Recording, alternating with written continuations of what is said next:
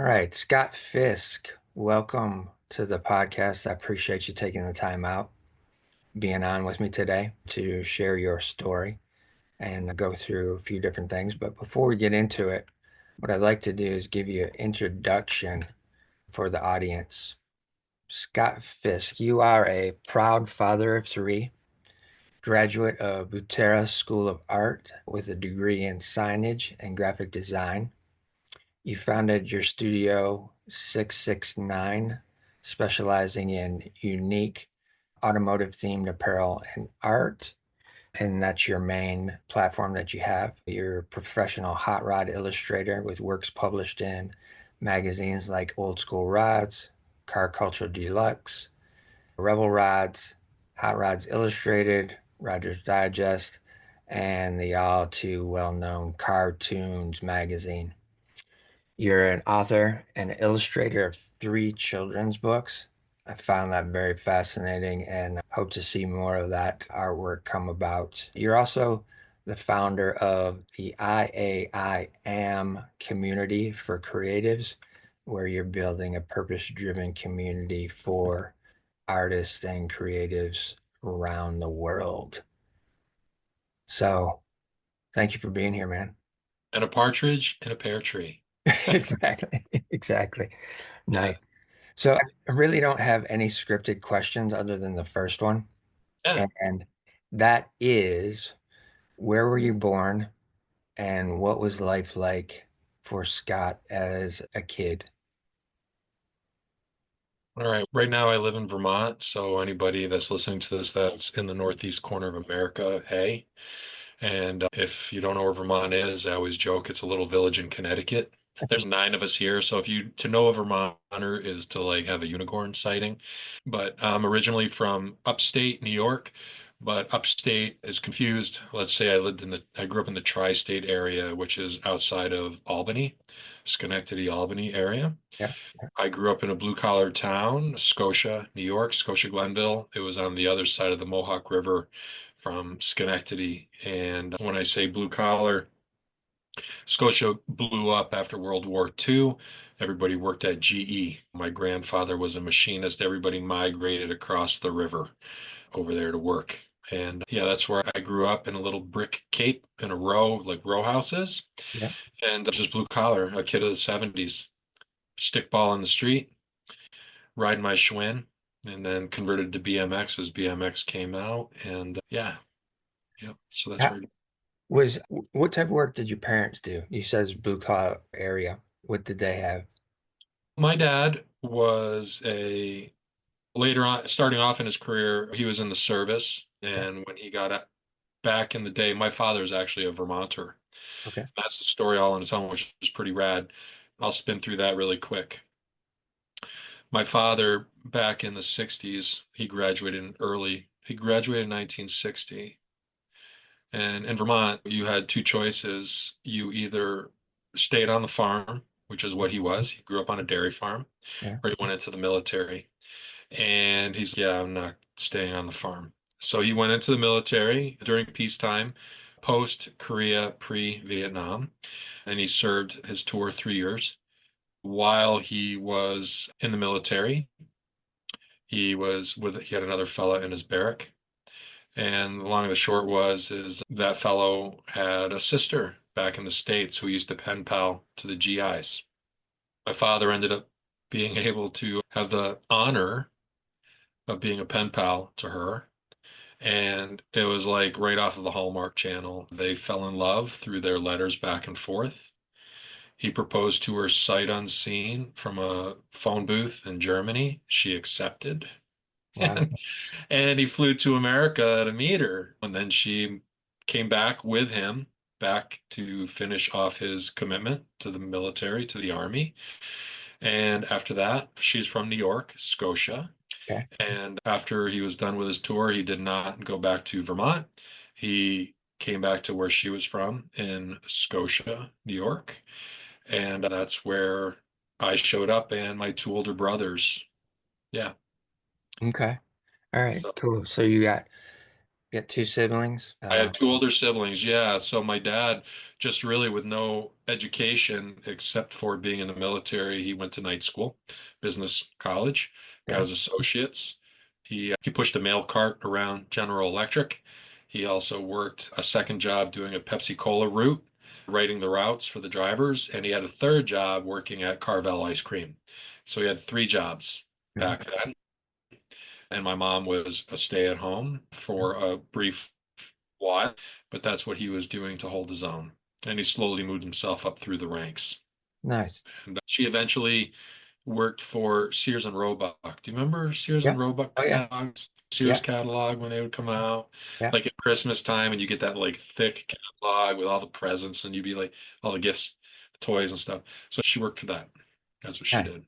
Okay. And my father ended up with an advertising agency. Ah, okay. Ended up with So advertising. so that was something that I remember going to his advertising agency called Pro Graphics, and where they did brochure work, paste ups, teletype. They had all of the, I can smell the Xerox machine right now, Right. just walking into the office. Right on. Yeah. I was looking for that little connection of Yeah, where the artistic talents came into play. yeah.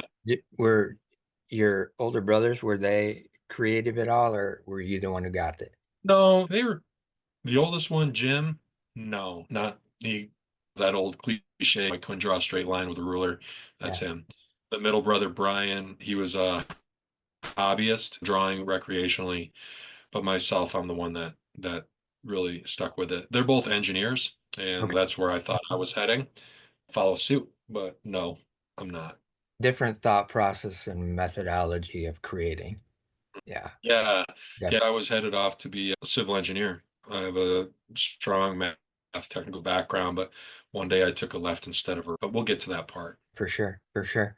So, how was going to elementary school for you? Were you the kid who was quiet and off to the side, or were you engaged and trying to be with the group of cool kids or any of those types of things? How was elementary school for you?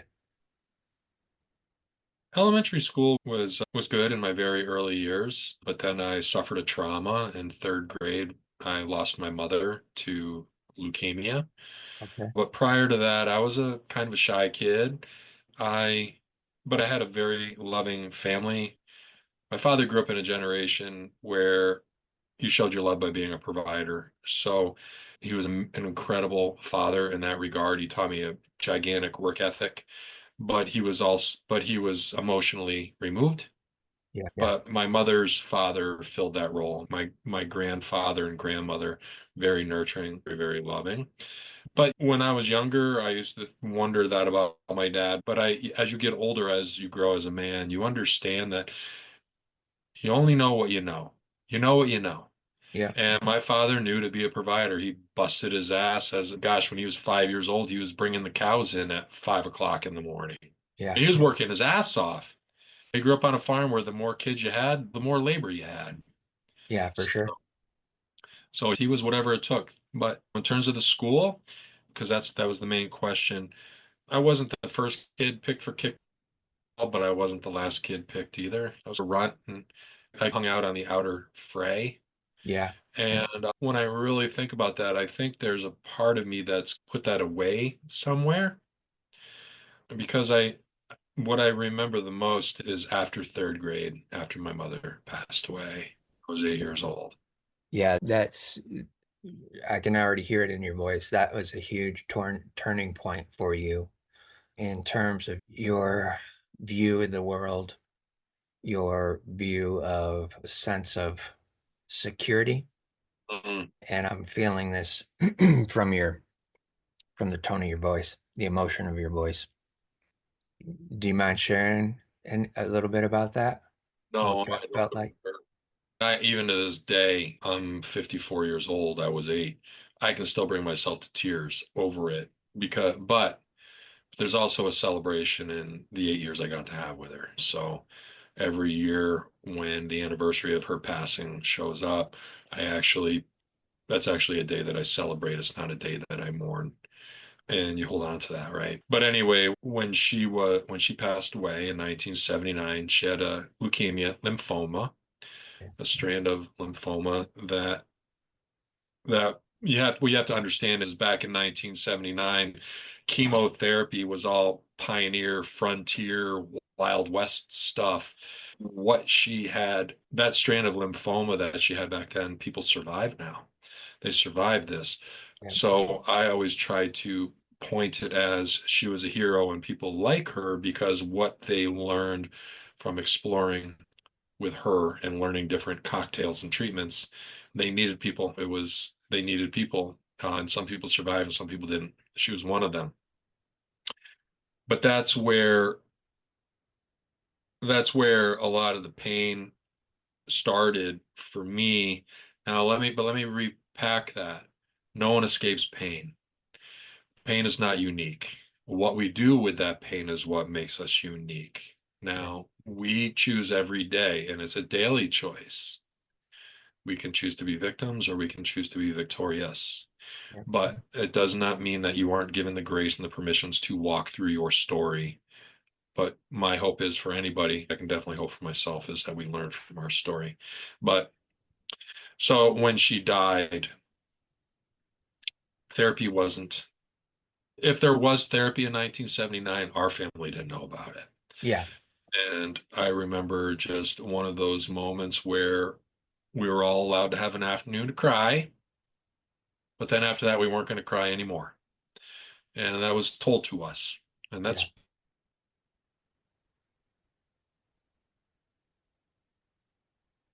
pretty not fair. And you can be that upset about it, but after that, you got to put it away. No one ever puts it away. We put it behind, I'll keep it underneath, and I won't let it fall out of my eyes Yeah. because I want to be obedient to my dad. But that's the thing is I was so angry for so long about only being able to cry once in his presence. I cried multiple times after. But shit, man, I look back at it now and I understand why y'all can cry this afternoon, but then that's it. Because here's a man, at the time he was 36 years old, a widower with three boys, a wheelbarrow load of his own grief. Yeah. All of a sudden, he needs to be this plug and play dad to be everything we need. He's emotionally removed. There's that like emotionally retarded. I don't care for that word, but just emotionally unequipped. Yeah. His daddy didn't teach him that either. When you get to the other spot and you can see that, when you connect the dots and you can see that, all of a sudden you just pour grace over him. Like how I had no right to judge that situation. I had never been on that side of the situation to explore it, to say this is XYZ and this is how you do it. Yeah. There's no book that all of a sudden you open and read. There's no Google on grief and how can I be a good dad to three boys. You know what? But it was hard. And because of, and my brothers and I, we all experienced the grief differently. And that's when art really started to happen for me. My mom, I used to draw when I was a little boy because my middle brother, 5 years older than me, he drew. And everybody wants to be like their big brother. Yeah. So if they're Yeah. gonna be up to the table with their crayons, you're gonna do it too. But drawing for me became a very private, very personal. It became my retreat and it became a world that I was able to control and a world that was uncontrollable. Right. Now, an 8 year old's not going to see it like that. An 8 year old's going to be like, I just need to run to my room, get the blanket over me, grab my flashlight, read Ghost Rider comic books until I disappear, escape. So drawing became my self-soothe, my mechanism. Now, you already mentioned your grandparents. Did did your grandparents at that point in time, did they come in and provide some of that space where you could allow some of that emotion to come out, or were they in the kind of the same mindset as your dad was? My mom's parents, no, no. My mom's parents were very touchy-feely. Okay. My grandpa always kept it age appropriate. And losing a child, I've never lost a child, and I pray that I've been handed a lot of trials. I can't even speak to what that felt like to outlive your child, because I will tell you, I'm a daddy, and I give you permission to run over me with a vehicle really slow. You can cut me apart with a butter knife really slow without anything to save my children. That's a love that's just so fierce. and so vast and so immediate. So they they mourned in silence, but they wore it on their coats. My grandfather was a man's man. And what I mean by a man's man is a hard blue collar machinist worker at GE. He never referred to my grandmother as the old lady. You hear people say, "Oh, the old." He referred to her as my wife or my bride. Yeah. He was the one that taught me that when you're walking on a sidewalk, where the woman is as you're walking to hold the door. He didn't necessarily set my grandmother at the table, but he taught us you stand when they come to the table and you sit when they sit, the respect stuff. Yeah. But I remember when it came to my mom, I remember as I got older, I talked about age appropriate. You said there's no greater loss than to outlive your child. And they would go to they used to go to the cemetery all the time, weekly, if not more than weekly, to water the flowers where she was laid to rest and all of that. But out of that tragedy, out of that loss, losing my mom, there became a much more bulletproof relationship with my grandfather. Okay. He was there. And I know that came at great pain to my own dad. My dad later remarried a couple of years later, but that closeness with my grandfather in terms of being absolutely emotionally available was something that I never wanted to speak about in front of my dad because you don't want dad to feel less than. But it just shows in your actions. Yeah. Yeah.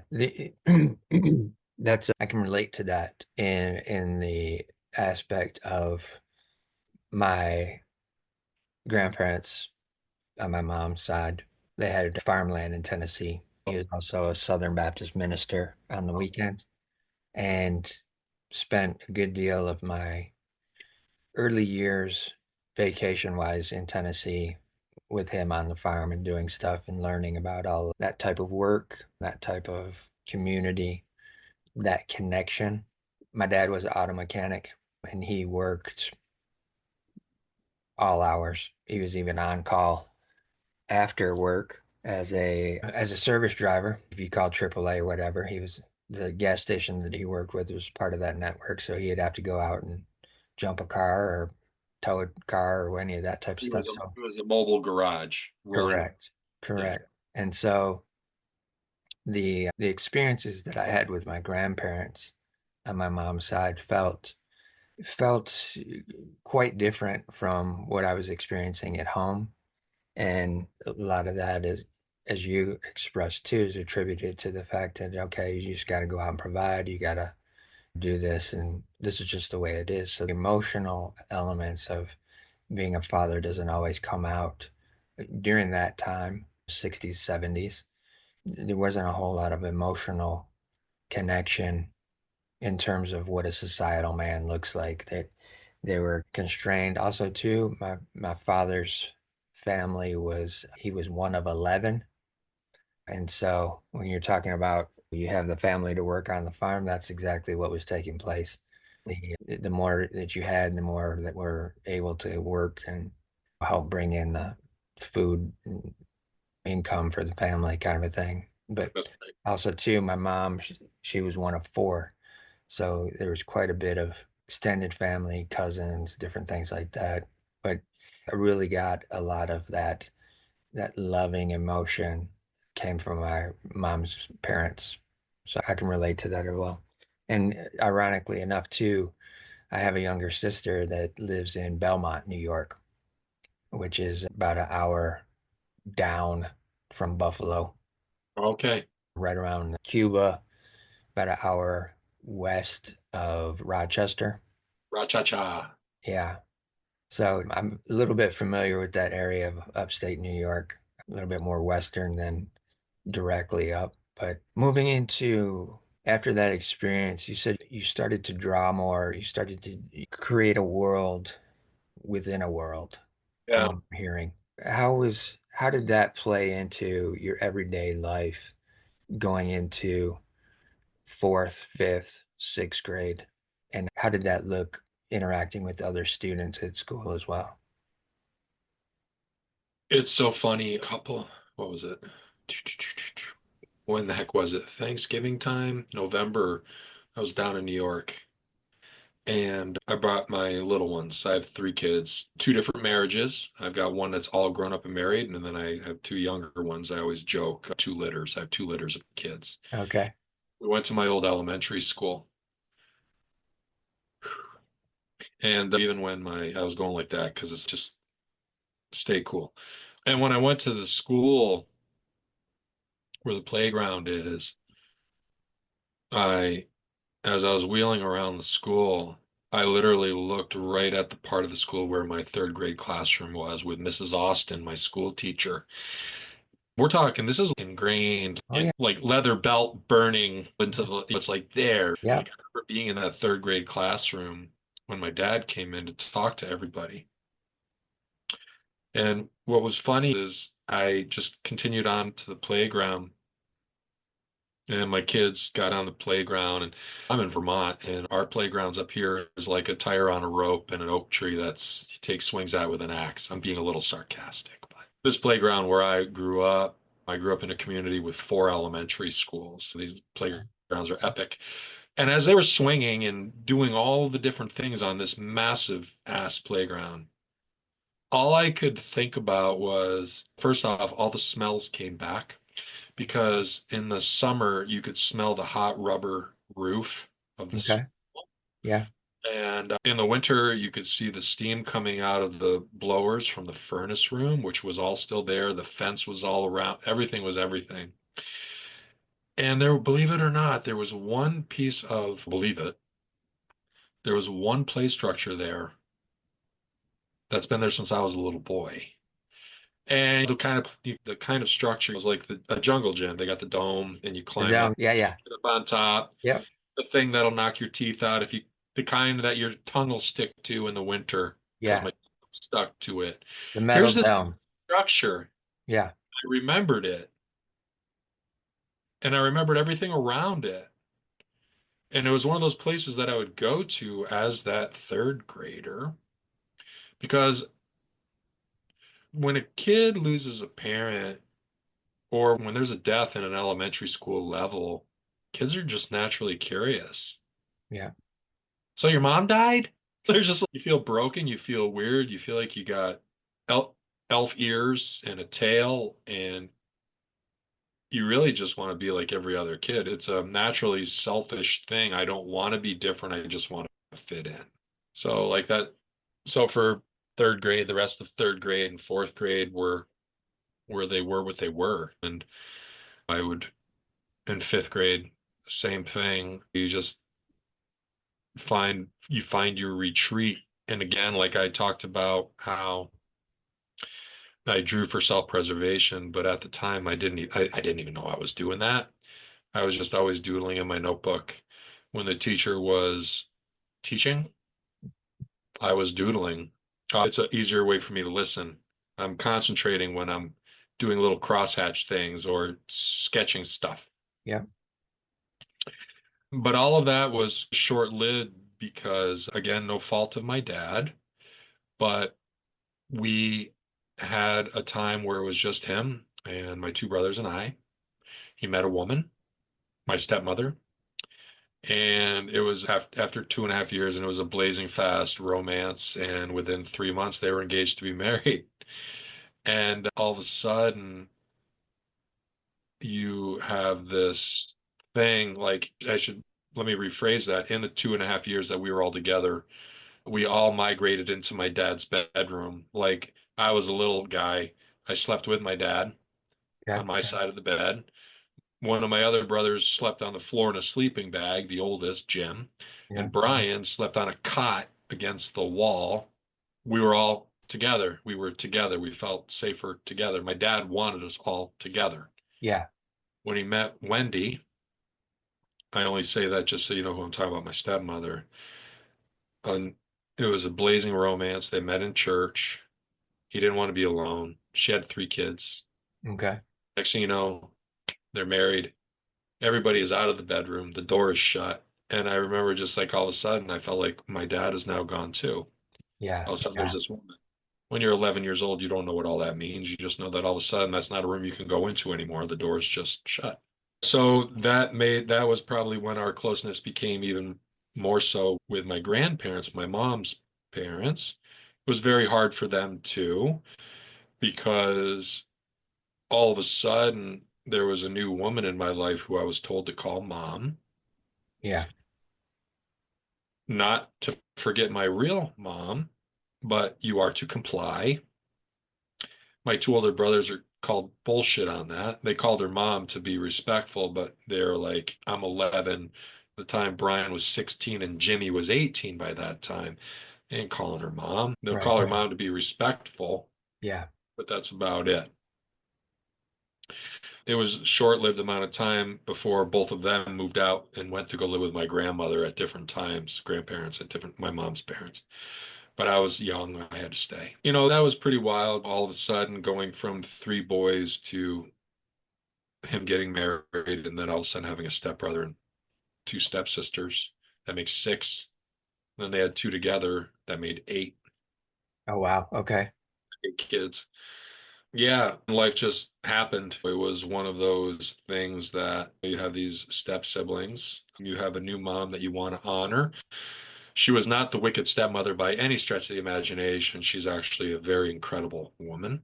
They were married 38 years. They're no longer married. I still call her mom. I'm really grateful for her. She put up with a lot of crap. She also had her own traumas that she was navigating. And I'm sure when they got married, there was probably a level of convenience because she was a single woman with three kids. And to marry a man who could be providing and to play assist. So I'm not saying that she didn't love him, but at the time, let's say that people grow to love. Yeah. Yeah. And I got to tell you, man, if she didn't love him, she would have split a long time ago. But she held the fort for 38 years, so I give her a trophy. Yeah. Yeah, yeah. Right on. When her children came into the picture, did you see any elements of connectivity with them, or were you still in your own world with your creative endeavors trying to just maintain? We There was connectivity. My stepbrother, and everybody was dealing with this in their own way. He got married. There was problems on that side too with her kids. Yeah. Her son ended up not staying with us. Her son moved in with his father and grandparents. Okay. So he was a brother that I got to see on weekends or whenever we all got together. But when before my father married his mother, he was the man of the house Yeah. at 10 years old. Yeah. So when they got together, by the time he was 11, it was like a year. It was one of those deals where he was better. It was better for him to go live with his parent, his father. And that was the other thing that was wild is there was a lot that was happening in that very short amount of time because we had our own house. She had her house and she moved in. But my father and her, they decided that it would be smarter to sell everything and start fresh with a Yeah. brand new house. So you're having all your identifiers just taken Plucked. away. Plucked away. Yep. Yeah, exactly. Again, I understand want equal turf. I understand that now. At the time, that's not what you're seeing. For sure. You're crying in your pillow like you're scared you got to move away from your house now, Yeah.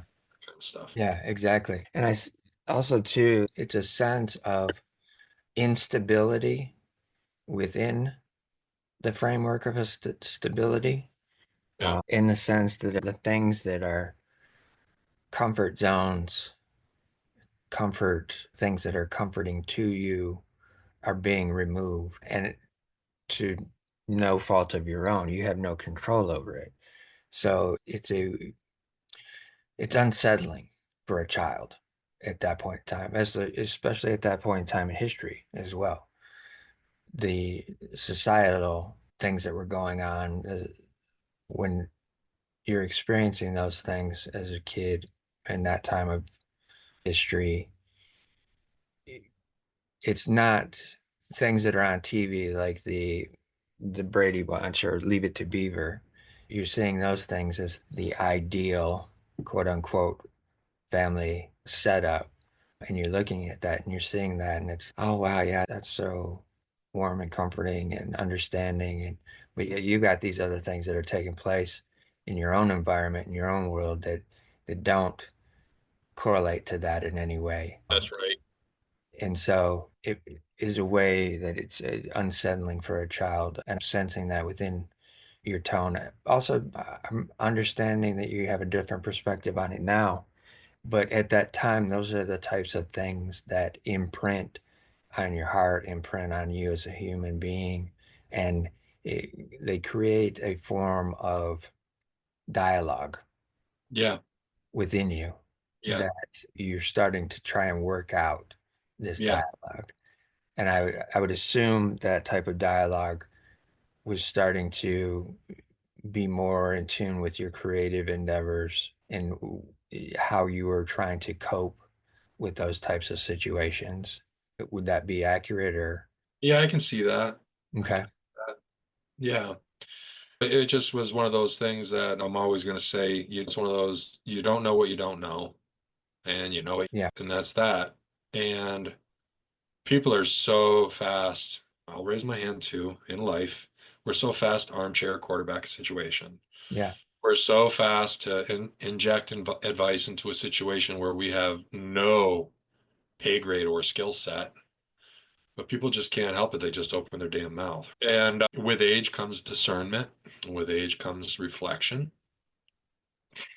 Some of the things that hurt me growing up, guilty of doing the same things as a father, okay, not to the depth of maybe what I could say was inflicted upon me,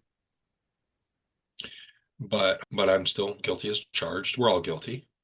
He without sin, throw the first stone. Keep your stone in your pocket. Keep right, all of right, them in your pocket yeah, all the time. But yeah, just like coming up in school, just drawing and sometimes becoming like the class clown because it's just easier to be the clown than to, that's a way to deflect. yeah, yeah, The coping skill, you don't realize you're using it. I was the runt. I was like the smallest flipping kid too. okay, I was just a run ass runt yeah, kid. Yeah. What's so funny going back to that whole playground situation with my kids while I was there, it shares the particular school that I went to shares its property border with the junior high okay, as well as the high school because everything started at that particular school and everything got built outward. At any rate, I was telling my kids, my boy is almost 9 and my daughter is 11. And I looked over at a chain link fence. I'm talking, this is about the whole run story. I'm looking over at the chain link fence at the middle school. And I had my first girlfriend when I was in seventh grade. She was in eighth grade. And all the buses come to the cul-de-sac. And as we're walking out, I wasn't her first boyfriend, let's just put it that way. But she okay, was my first girlfriend. Worldly experience, knowing yeah, how to really kiss and all those things. Anyway, she pinned my ass right up against the chain link fence and gave me just planted a big one right on my face. Like I dropped my backpack and all.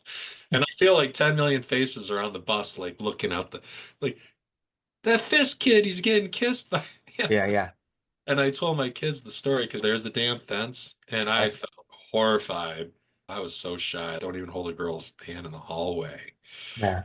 But yeah, yeah, pretty funny stuff. Pretty funny stuff. You navigate, you make it through.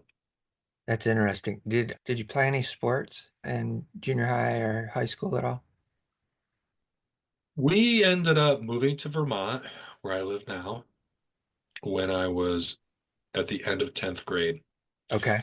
I wanted to stay behind with my grandparents, but I was too young.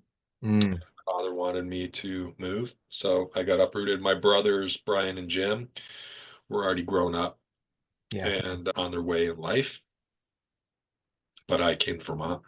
yeah, After my father married Wendy, we did the whole New York thing for a while, but my father had Vermont calling his name, and we came up here. I'm skipping a whole bunch of stuff, but it's not really as relevant. We ended up here, and I played soccer, but very little. Because as I told you earlier, my dad grew up on a dairy farm. We ended up with a family store here in Vermont, as well as a restaurant.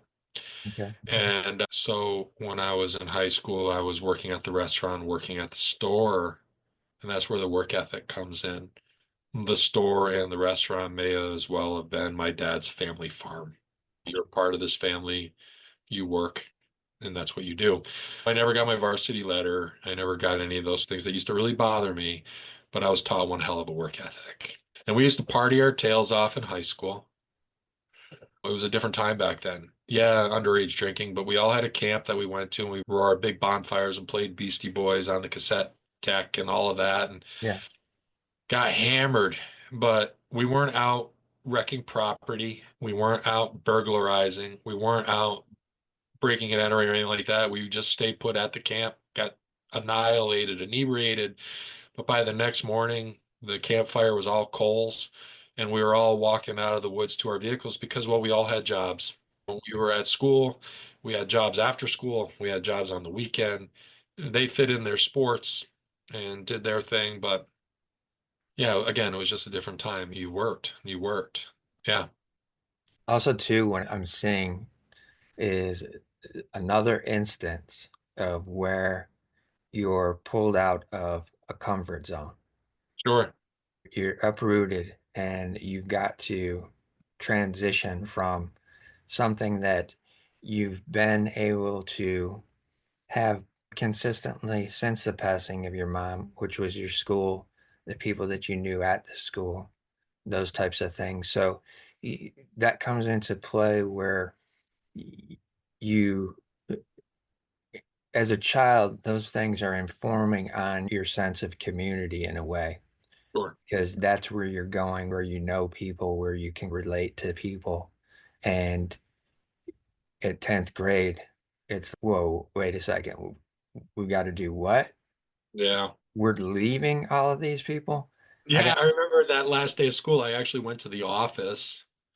Eh, haven't thought about this forever. I actually went to the office and they would do the morning announcements over the PA. yeah, And I was like, could you please tell the school, whatever. yeah, It was a huge school. Not everybody knows who Scott is, like 10 people I hung out with. But for some reason, I wanted some announcement that it was my last day of school. I yeah, at least wanted like the homeroom teacher. No one said nothing. It was just like the next day, Scott's just gone. yeah, Just gone. yeah, There was no Facebook or MySpace. You'll write out to your friends and keep in touch with your digital postcards. I'll write you. No, you won't. And no, they didn't. And neither did I. yeah, yeah. And life goes on. For sure. I don't know if you're familiar with the personality traits of first, second, third child, those types of things. Where No. the third child is always the sensitive one. Oh, The, here I am. exactly. The one who is always the most sensitive, most affected by emotion, different things of that nature. It Middle doesn't help. child. It doesn't help that I'm a Virgo. Okay. And I was actually like told, like, you're an empath, I'm an empath. Yeah. That's even another story. I was diagnosed. I remember the first time I was told I was an empath, I thought, is there a pill that I can take to make it go away? And they were like laughing at me, but they said, no, you're an empath with a high emotional IQ. So when people say fake it till you make it, that old saying, don't do that around me. I will read you. Yeah, for sure. But you also have to be very careful with those skills too, because you want to make sure that you don't leave your own code open and soak it up like a sponge, because that will happen to us, and you end up carrying somebody else's stuff. Yeah. But you Yeah. spend a lot of your life not knowing that's what you are, and you spend a lot of your life absorbing other people's things. Yeah, So exactly. anyway, you continue. Yeah, third person, third kid, most sensitive. I'll wear You don't have to wear it. It's just a natural thing that takes place. And it's interesting that it it's just consistent across families and storylines and stuff like that. But it also plays into your story. It plays into your story in terms of the fact that the creativity that was coming out earlier on and becoming your sense of creating your own world outside of your world, or also too a way for you to pay attention. That is, it's a gift of the creator. Being a creative is a gift of the creator. So we're giving that gift, that ability to be connected in that way. Also, too, being the third child, you're the most sensitive, you're most in tune. So you have a different perspective of what things look like in the world and how you perceive them and what they look like to you versus what they may look like to your middle brother or your oldest brother. The, Yeah. these are the types of things that formulate in childhood. And that's why I always start off with this question of where were you born and what was life like in elementary school for you? Because that's the space and time when things are ingrained within a person, whether Mhm. they pay attention to it or not, but it affects different points throughout your life to where Yeah. you're at now. And I'm just drawing these lines of connectivity just for the simple fact of the listeners so that they can understand a little bit more about you and understand how that may affect them as well based on their situation and listening to this. When you had to transfer out of the school and go to a new high school, were you at that time, were you doing anything in terms of creative arts in the high school at all? Did you have any art classes or any classes that related to art? Oh yeah, I was plugged in to all art stuff. And again, even at that time, not knowing why I gravitated to art in the first place, and we Yeah, talked about that in the beginning, it was self-soothing, self-preservation, yeah, all that good stuff. And but yeah, when I got into high school, I was plugged into everything artistic that I could get my hands on because well, once anybody that's a creative in this community here that you've formed, we're all creatives. So you already speak my language and you know what it means to. I remember one time just like I was speaking and I remember saying like in terms of what it is to be a creative, it's just so ingrained in us that I don't know if I ever share this with you, but I could be walking down a boardwalk in Cody Island and there could be a clown making balloon animals and I would have to stop and I would have to watch him make that. yeah, Somebody else might walk by wanting cotton candy. No, I'll get to the cotton candy later. I want to know how we make, right? yeah, It is what it is. It doesn't need to have a definition. It's just so hardwired in us. But it didn't matter what it didn't matter what it was. It didn't matter if I was in a pottery class or textile or home economics, because we used to have home economics back then, learning how to thread a sewing machine, yeah, like all those things. Yeah, I was down with it because I yeah. was making something.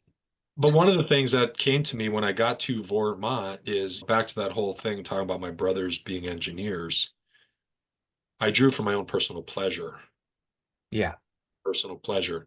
And I was in a much smaller school in Vermont. When I left New York, I was in a gigantic high school, Okay. gigantic, with four elementary schools all feeding it. Yeah. And then I moved to a K through 12 high school or school Got you. where I went from 350 kids in my class in high school in New York, which is considered a small school. Yeah. 12, 1,300 kids is considered small, believe it or not, to a K through 12 where I had 17 kids in my class and everybody knew your shit. Yeah. Culture shock. Luckily, my junior and senior year, I went to Votech. I'm a Votech graduate. Okay. I went to our school was a sending school, which was great because I went to this Votech in Randolph, Vermont, Randolph area Votech. Now they call them career centers. They don't call it Votech anymore. I was Okay. taught a vocation, but it gave me the high school feeling. Plus, I also got a smoking pass because back then you could smoke in school, and if you had your Okay. grades during lunch, you could. It was not unfamiliar to be out smoking with your teacher. So you did. You know what you don't know what you don't know. You know? Exactly. I was up there and I got the high school experience. Granted, Randolph was much smaller than the school in New York, but at least being a junior meant something like respect over a freshman. Like when you're in a K through 12, it's all just a blur. Yeah. At least when I got to be up there. So to follow in my brother's steps, I went for architectural and mechanical. And I did all my calculuses and all my maths and all those things because that's just what everybody else was doing. And drawing was for pleasure. Okay. Yeah. Gotcha. Gotcha. And i- at what point in the Votech storyline does art school come into play? It didn't happen until I went to college. I went to Vermont Technical College, which still exists up in Randolph. I love drafting. I still love it. I had aspired to be a civil engineer, and my game plan was, I remember being in drafting class and coming back after Christmas break, and our instructor, Mr. Price, George Price, says, there was a back room all built during Christmas break, like this cubicle. And he says, you're going to laugh. He goes, we got this new thing. We have a computer and we've got computer aided drafting. It's CAD for short, but Yeah. we have this thing called CAD. And if a bunch of you turkey asses want to go back there and screw around with that dumb device, because that's how he was, then Yeah. by all Yeah. means go. The school bought it. You might as well use it. I don't see any need for it because we all had drafting tables with our slide rules, and Yeah. I still write in uppercase block. I'm left-handed, but I hold my pencil just to go across. Anyway, CAD, the birth of CAD in my lifetime, in our lifetime. But anyway, fast forward. But anyway, George is up in heaven. Maybe he is. I don't know if he was a. It doesn't matter, but he was a great guy. I'll miss him. But it wasn't until VTC, Vermont Technical College, where I was in calculus class, and I wasn't feeling it, man. I just wasn't feeling it. I made great money. I actually was making money with what I was learning in Votech because we had a couple of area contractors, builders, Okay. and they would give me their floor plans. And with their floor plans, I could do a 2 point perspective drawing of a house. Because think about that. Now you can do these virtual walk tours with software. You can take a prospective client through this virtual tour, Yeah. or you can take a husband and wife and go look through this thing. But this is before all of that. So I Right. would take these floor plans and I would do marker comp renderings with landscaping and rock walls. So that way the builders could take this and use this as a selling tool Yep. to a prospective person with no visual skills looking at a floor plan. Right. Because looking at a floor plan is nothing than ripping a ceiling off and looking straight down in at walls and toilets and the tops of stoves and stuff. Yeah. So I really love that. And heck, I was making a couple $100 on a weekend doing these things while working at our family store and restaurant doing this creative thing. So when I got to VTC, I was in calculus class, and I'm like, this really sucks. And I was out, things that happen in the mix is in terms of being a creative, liking to draw, loving pottery, all these different things, screwing around with an airbrush. This is before even VHS tapes. This is before DVDs, tutorials. This is before YouTube, learning how to use an airbrush. But I knew enough to cut Frisket, and you'd read the book that came with it. This is what you do, and this is where you plug it in, and you just go, right? Yep. But exploring enough with it and liking it enough that I remember just being in calculus class saying I'd rather be doing a flame job on a motorcycle tank. Yeah. Talk about a 180 from calculus. I dropped out of ETC.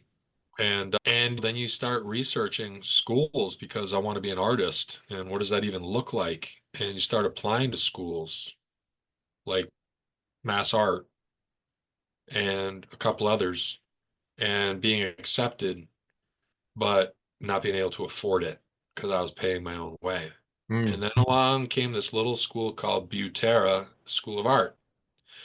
And I and it was a school that taught sign writing, sign painting. And I've always loved history, so I literally hold a brush and I palette it. And even to this day, I'm still a sign writer. And it was one of those things that next thing I'm in Boston, and that's where the school was. And I learned to be a sign writer. But they also taught graphic art and pen work, marker comp renderings, and all of that. So even though I was going to school for sign writing, I had a roommate that was doing the graphic art part. And even though I couldn't get a grade, it was still really awesome to do his exercises too. Like I remember like designing like a Kellogg's cereal box.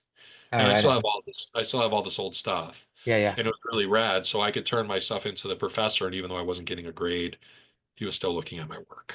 Yeah. That's interesting. I'm seeing again the storyline connectivity. You making the decision in calculus that I'd rather be painting flames on a motorcycle tank. And earlier on in the story, you were talking about reading Ghost Rider comic books. So Oh, that you're really influence. putting some dot. You're connecting dots for me right now. Oh yeah, yeah, I yeah. still have my Ghost Riders, by the way. I have every Ghost Rider. Nice. They're not worth really anything, but I still have them. Nice. But yeah, that influence all the way back then had you thinking in calculus, even though you were good at it. You're like, I'd rather be doing that Yeah. because I thought that was cool. And also too, what I'm seeing is the work ethic element that's coming into play where, yeah, you were having to do the work with the family businesses and everything, but you were also branching out from there and working for these other companies that are outside making some extra scratch because Yeah. you saw your ability to be able to help them to do the jobs that they were doing. So there's a sense of, at this point in time in your life, there's a sense of being able to look at other situations Sure. and see where you can implement yourself and be an asset, which in turn garners some cash flow. Yeah. Yeah. And Yeah. And that was one of the cool things about working at that store because all the contractors, everybody showed up to get their gasoline and their coffee and their cigarettes. And one of the guys I think about was that I did work for was Albie and O'Hara. That was their name. And the guy's name was Mark Albie, one of the partners. And he smoked Camel non-filters. Like, why am I remembering all this? But I am. And impressive, and impressive. everybody knew that I drew because in between pumping gas and stuff, I'm just sitting there just like drawing. There was no MySpace or Facebook or TikTok or shit to keep you busy. You figured out how to be busy. You did a crossword out of the newspaper. And boredom was real. Kids these days don't know how to be bored. Yeah, They're on thumb scrolling. We had to learn how to be bored and resourceful and creative. But yeah, and being in the store business taught me how to deal with all kinds of personalities. So that's a gift. That's a gift. very much. Yeah. And really caring about people being sensitive. We were an independent store. We weren't a Cumberland Farms or a 7-Eleven. We were an independent. And one of the things that I always felt through my own life in terms of maybe times when you felt discounted is I remember when people would come into the store, that might be the only 2 good minutes of their day. They could go get their shit up the street at the other store. You're going to make it the best 2 minutes because loyalty matters. And I even use that today. Yeah, When you work with me, you're not a client, you're a partner. I hate the word client. I shouldn't say I hate the word client, but I don't like it. yeah, Partner, it's a lateral relationship. It's not a me, it's a we. yeah, You hire me because I have a skill set you do not possess, but you're also welcoming me into something very intimate, a passion of yours, something you've worked late nights for, and I should be feeling damn lucky to be a part of that. But anyway, if we get to that part, that's just a whole mindset and the way I'm trained, yeah, self-trained. yeah, Uh, for sure. but yeah, so I met them through working at the store and hey, could you color these in? I can do one better. Not only can I color in your floor plans, and make your tile look like terracotta instead of this blue crap off of this machine that these were printed on. But let me do some 2 point upselling. Let me Yeah, yeah, perspective. If you like it, buy them off me. If you don't like it, don't worry about it. But for yeah, and sure. they liked it. Yeah, yeah, hustle. It's all about the chase. It's not about the destination. I love the hustle. I love Yeah, the yeah, for sure. I can see that. The with being in art school, doing the sign painting, learning how to that industry is set up and how to succeed in that and how to lay things out, but also seeing your roommate doing the graphic design stuff. I'm guessing you had to work as well at this point in time being in Boston. Do you have outside jobs, right? Oh, sure. That Yeah, you know what what's so funny? Yeah, it's so funny is like when I found out that I wanted to go to this school, I filled out all my own paperwork, VSAC, Vermont Student Assistance, and I dropped out of ETC. I had to go back to the store, okay. and I knew it was X amount of dollars to go to this school in Boston, and the only person that was paying for that was me. I saved up for 18 months. I saved up for a year and a half because you got to see, like, I dropped out of ETC after the first half of the year. There's no sense in paying a second half. Right, So I right. saved up those 6 months and the whole following year, and then started the year after that to pay Okay. toward my first year of school. Yeah. There was no Amazon Prime and it all shows up and put it on layaway. Like I knew that I was going to be owning this. So skin in the game is really a good thing. We all Yeah. need to have skin in the game. If you want to see a miserable child, make them want for nothing. When you have sweat equity, and I remember finally when I had the money and saved up and I was there, I figured out to $87 a day. That was 87 of my dollars. And I was gonna wring that wet washcloth every single day and get every drop of water I could out of it. So I was very diligent. And I took what I learned that very first year, which wasn't a lot in art school. And when I came home for that Christmas break, this is back in the day of pre-internet, so lining up work so it would be waiting for me when I came back to Vermont on the bus with my sign kit, with the little bit of lettering that I had learned. And I remember that very first Christmas vacation with what, September, October, November, 3 months of learning how to be a sign writer with a couple of basic. Basically what I'm getting at is I made a bunch of phone calls, had a whole bunch of snowmobile cowls waiting for me. A cowl is the front end of a snowmobile. Okay. Maybe some mailboxes and some other randomness stuff, but I had it all lined up waiting for me in the basement of my dad's store. Nice. And while I was home on break, I was visiting with people that I hadn't seen and hanging out at the store and probably stocking the beer cooler because while you're there, you might as well be helpful Yeah. and lettering anything paint would stick to. And I remember coming back from Christmas break with $700 in my pocket. $700 in 1990. That's a lot of money Yeah. for a 19-year-old. And I'm like, I like this. Yeah. And I remember sharing that with my son, my oldest boy, who's also a creative. And one day when it finally connected with him, he's like, how did you line up that work? I'm like, you have a roll of quarters, you call people, you bring your phone book from Vermont. I probably brought the phone book with me or one of them so I Yeah. could call these people. He's like, no shit. I'm like, yeah, no shit. But that's what you know, and that's what you got to do to get stuff done. It's not easy like now. Telling Siri, what's the weather out today? No, you waited for the newspaper to show up, or you licked your finger and you went outside and you touched the air. Like it's gonna rain at around 1:30. Yeah. Yeah. But anyway, yeah, I made a little over $700 over that Christmas break, and when I came home, knowing that I had April break, so you line up more work. And I remember at the end of my very first year, I came back to Vermont, and my dad thought I was going to work at the store for the summer, and it broke his heart. But I told him, I said, Dad, he's like, yeah, I'm like 20 at the time. I need to make $8,000 this summer. Can I make $8,000 working at the store? He must have looked at me like I had three heads. And you're not going to make $8,000 in a year. I sure as hell got to try. Yeah. And I opened up a sign shop for the summer, a pop-up shop. And I didn't make $8,000. And I think my curtain is going to come down behind us. So pause. That's all right. Yep. Go ahead.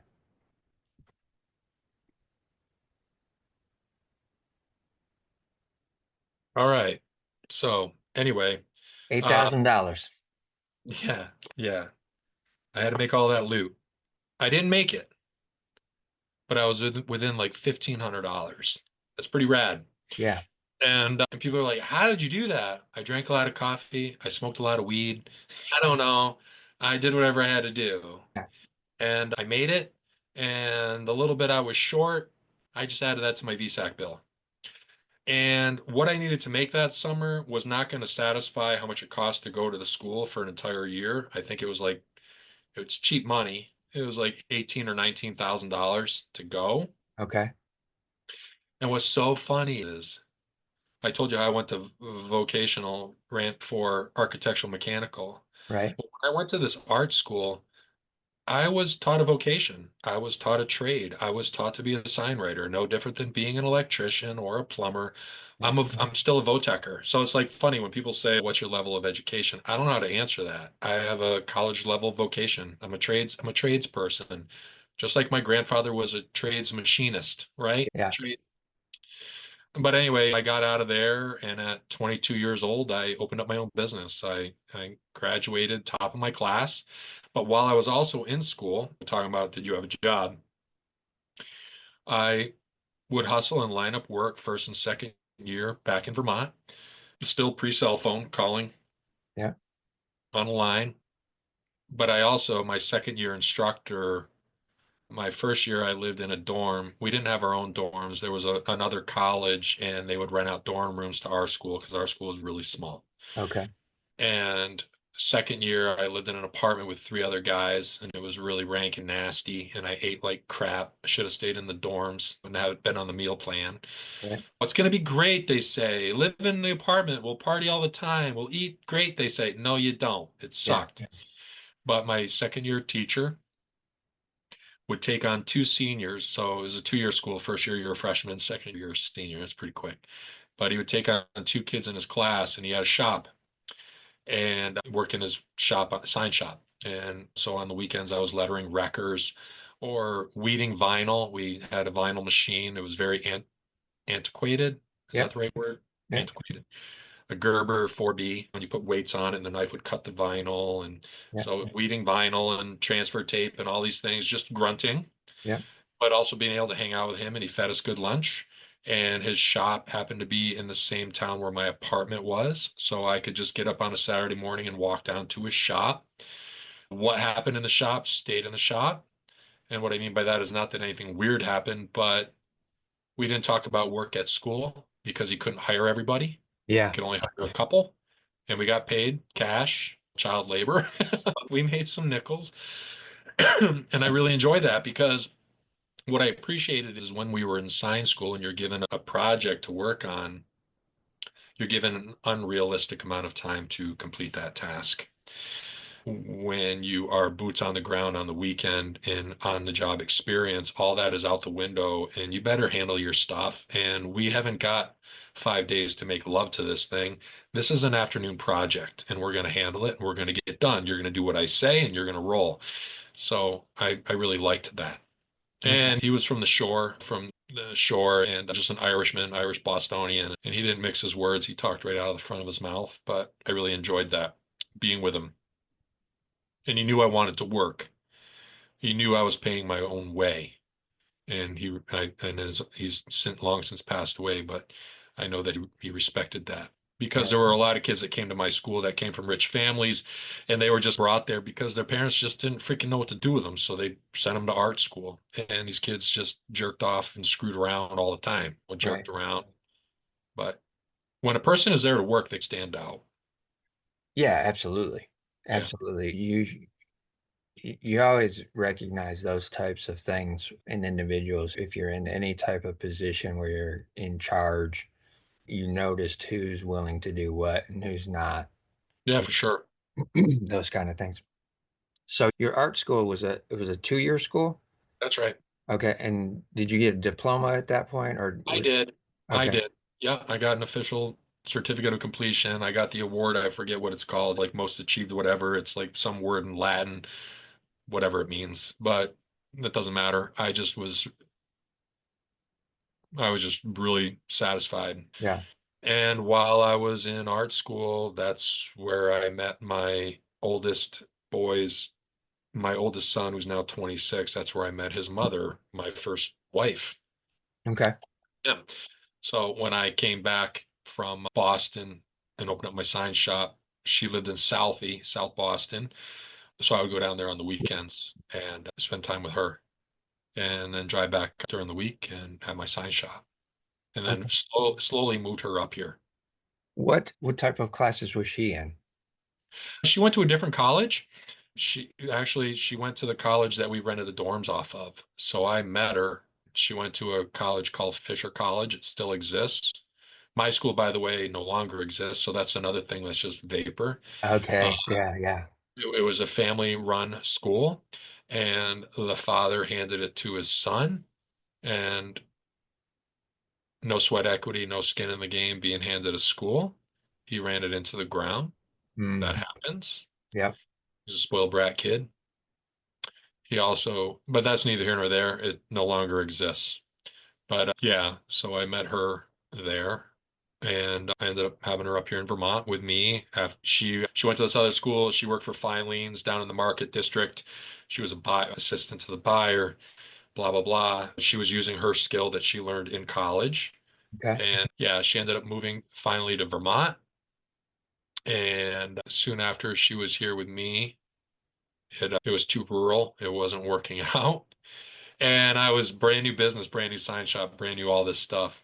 And I ended up closing my shop at 24 years old. And we ended up moving back to Boston, Okay. actually outside of Boston in Framingham. And if anybody knows Framingham, it's a freaking armpit. It sucks. And I was miserable, but I was newly married and, and it was not going to work for her in Vermont. And I had worked so hard when you go back to like using the telephone to line up work to come to Vermont and to let her snowmobile cows in the basement of the store and all of that. I had, in that short amount of time, I had already acquired steady contract work in Yep. my sign shop, roofing companies. I was lettering their trucks, various whatevers, construction companies. I was doing job site signs, all that. So I ended up working for a large commercial sign shop in Massachusetts, but on the weekends I would still drive up here and letter trucks, Okay. what have you. Yeah, because I just couldn't let that all go away. So I couldn't just let everything that I had earned in that short amount of time just go to some other sign shop. So yeah, and those are stories like I would tell my son, who's now 26. Yeah, I would work a 50-hour week in this commercial sign shop. I was a project manager, production manager, not project, production. Big difference. And but on the weekends, I would line up anything that needed to be done, and I would leave at 4 o'clock on a Saturday morning, come up here and letter a couple of trucks, stay overnight at my parents' house, and then drive back Sunday to Massachusetts and Yep. work out the following week, working hard, work ethic. Yep. Yep. I don't want anybody else to have it. I earned it. It's mine. Right. Yeah. You got your head down. You're making enough money to support your wife and wherever you're living, that kind of a thing. You're shifting into that mindset at this point in life, the way that your father did as well. Yeah, for sure. Absolutely. Absolutely. When we moved to Massachusetts, she ended up getting work right back in Boston again, taking the train in every morning and all of that stuff. And that's where my drinking problem started, where I started to really drink a lot Okay. because I was really sad and didn't know it. And at 24 years old, having a really nice drinking problem. I was still smoking weed, not a lot of it, but enough of it. And but you're just kicking the can down the road. Yeah. Yeah. But that's where pain started showing up again. And I was doing well and I had a good work ethic and I was making a lot of money for the company, but it wasn't being a sign writer. It was working in a commercial sign shop, like making ADA compliant braille signs for an ele and so we would go like into a hospital and we would do all the branding and all the signage for it. So like elevator directories and stuff Yep. like that. Yep. That's what I was doing. Yeah. And it sucked. Not as creative. I wasn't creative at all. Yeah. But when I was up here on the weekends, palleting a brush Yeah. and lettering these trucks, these brand new trucks, and missing all the people in Vermont, and believe it or not, missing people in Vermont, missing Vermont because I'd worked so hard to belong. Yeah. So I made it as a production manager down there in this sign shop for 11 months. And then we ended up moving because she really wasn't happy either. She has her own story as to why she was never happy. We're Okay. not talking about her story, just mine, Yeah. but Yeah. everybody has a story. And she's still living her story. But Mm. anyway, at any rate, it was just one of those things. We moved halfway back. We moved to Manchester, New Hampshire, which is where she was originally from. So instead of being 3 hours away, now I was only an hour and a half away. And I worked for a sign shop there in Manchester. And she took on a job working similar to what she was doing before, but a brand new industry altogether. So I worked in this sign shop. And what was really funny is it was similar to the art school that I went to. It was a family-owned business. The father started it, handed it to his boy, and his boy was dope, but I was the sign writer, Okay. and everybody had something they were doing there, but I was the sign writer there. And the son was a total meathead. So on the weekends, I was still driving up here to Vermont, keeping my dream alive. And then finally, I got to this spot where I told her, I'm like, I can't do it. I can't stand it making other people money. I really need to work for myself. So I had this beautiful plan that I would drive from Manchester to Vermont every day, an hour and a half each way, and open up my sign shop again. Oh, wow. And that's what I did. And I would stay up here one night a week just to have a day where I wasn't on the highway. And then believe it or not, slowly we ended up moving back up here all over again. And that's when we had our son, my oldest. And I'm going to speed through a couple of things, but this is where it got wild is we got married, we were married at 22. And by the time we did the whole full circle and we were back up here, 26. So in 4 years, all of those things happened. We're right back up here again. Bought a house. I still live in the same house. I lived in this house since 1996. Had our son in 1998. And in 2003, she decided she didn't want to be married anymore. So I've got this little boy. And she moved out. She had another thing going on. That was hard. But when she moved out, I remember feeling like I can't support this all on my own. And how do I support a whole home? Because I felt this dire need to keep this house for my boy at the time. He was in kindergarten. In a world that was changing for him, we needed to have one thing that was consistent. So keep the house at all costs. Beg, borrow, steal, sell stuff, whatever. But the sign business is not going to do it on its own. I need something else to complement it. What else can I do? And Okay. then that's when the drawing started. And that's where Studio 669 that I still have to this day was born. And it scared the shit out of me because here was something that I drew for my own self. I drew just for me. I Yeah. was a sign writer. I loved all of that stuff. But now I needed to take something that was very private, very intimate, and share it with you and you and you and you and you. Whatever you have to do. It was scary, but it was also like, what's more scary is not trying and losing your house, losing everything. And that's back when magazines were still a big deal. And I always loved cars. And I remember when I had my sign shop, I did a lot of mural work, a lot of airbrush work. Okay. And I remember like looking at the patterns for these murals and I'd be like, why can't that be something I'm selling? I already know how to draw. So it just all started just piecing together. And I started hitting car shows because I'm a car person. And that's when magazines were still a real big deal. So you start writing to these magazines and I'm already up here in the Northeast. Would you like coverage of the Northeast for these car shows? We have a strong scene. And a lot of these magazines are like, yeah, we would love that. Now, this again is now when MySpace is actually happening and computers are actually happening. So you can actually email. You don't necessarily need to write a letter to them. And I started covering these shows and I was also drawing for these magazines at the same time. And something that needed to complement the sign business, it ended up absolutely taking over everything. The artwork took over. The sign work became the complement. Now, don't get me wrong. It's not like all of a sudden it was just some big heyday tidal wave and everything is great. It was still scary as scary could be, Yeah. but I had both things working for me. Yeah. Yeah. And what, again, drawing some lines, what you're trying to do at that point in time is create a stable environment for your son Yeah, because at your young age, your world was turned upside down by a tragic yeah, experience and a tragic loss.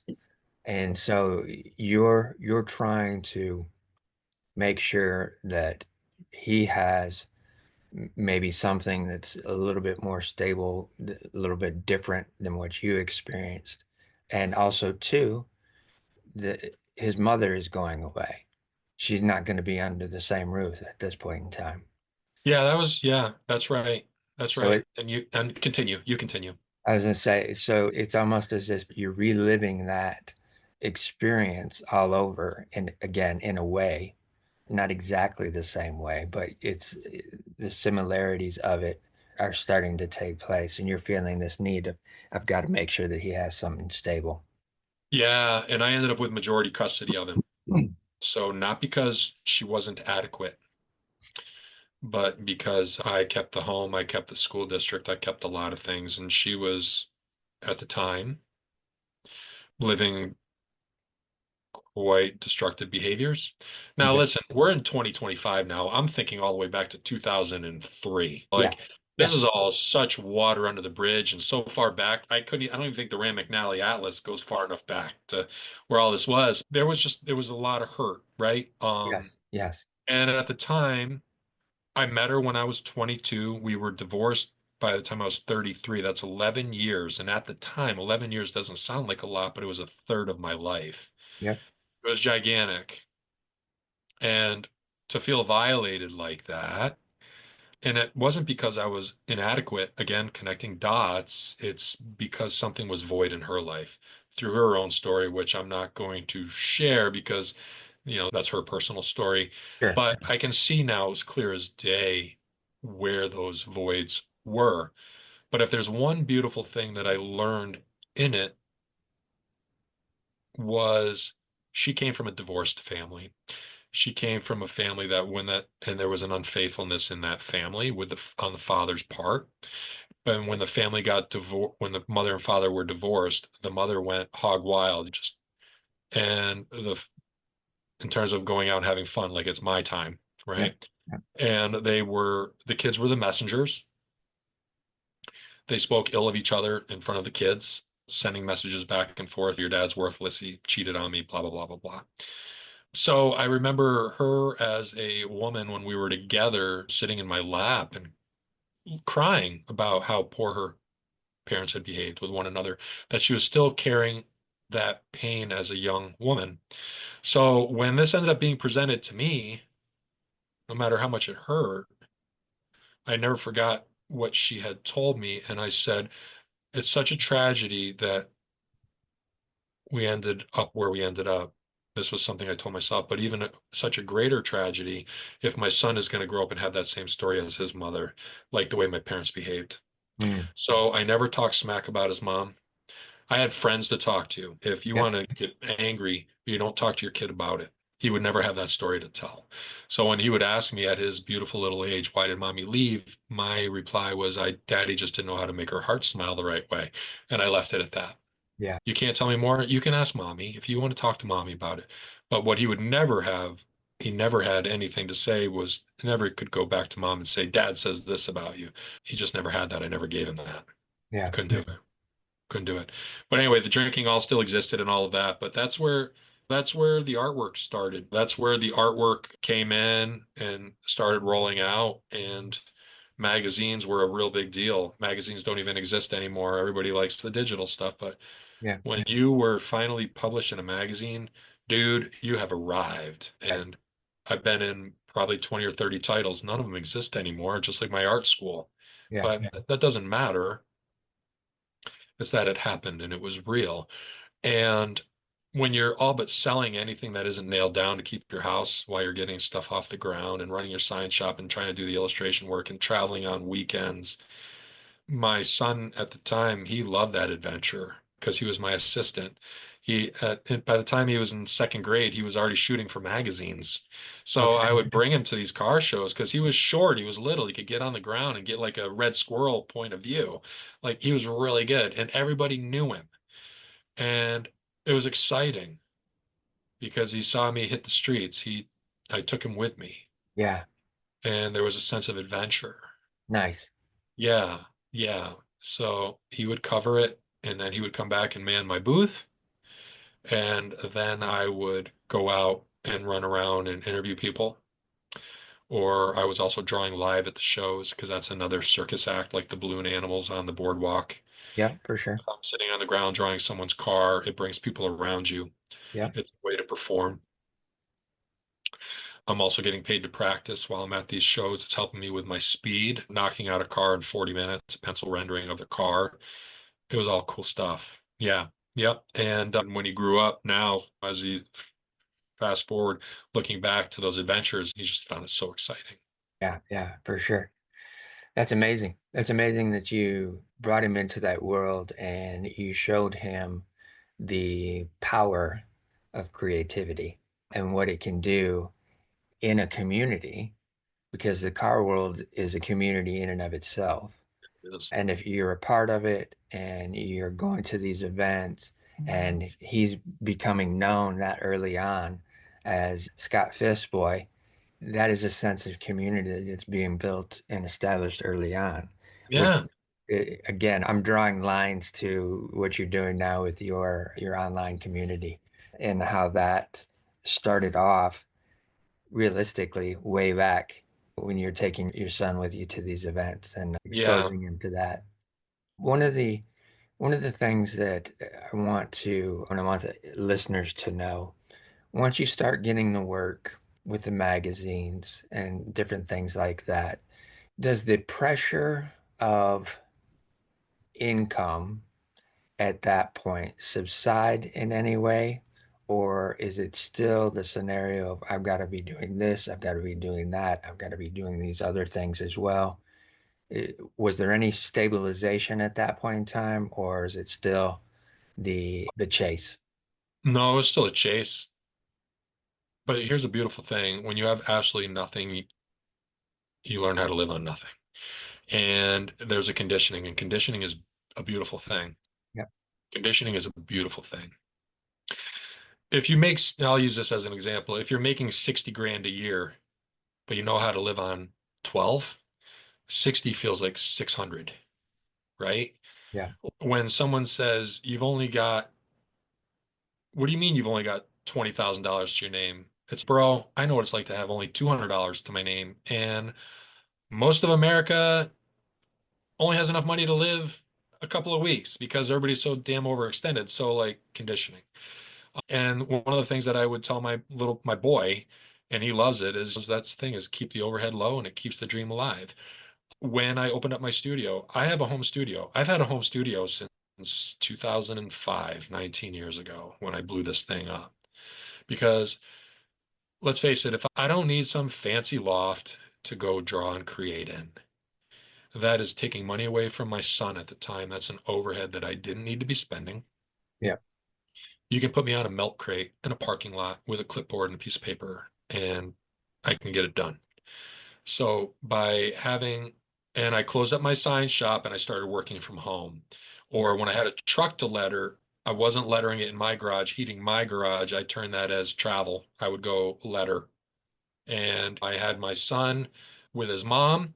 So it wasn't unnormal on the days that he was with her that I might get up at 4 o'clock in the morning and go letter a truck and be done by 1 in the afternoon, come home, write an article for a car show that I was at that previous weekend in a Word document, get it submitted, and then check emails until nighttime. Not unnormal. Yeah. Grateful that I had both things. And I don't know, like your listeners here, I don't know the demographic and the age and all of that, but I'm going to tell you what. When you go to a car show, and here's a guy that failed out of English. I sucked at English, but I love writing. I've always loved writing. I don't care where the comma goes, but I know where they go. I'm being a little sarcastic. But when you were covering for a title, a magazine title, at a show you were already going to, you figure you got your gas to go.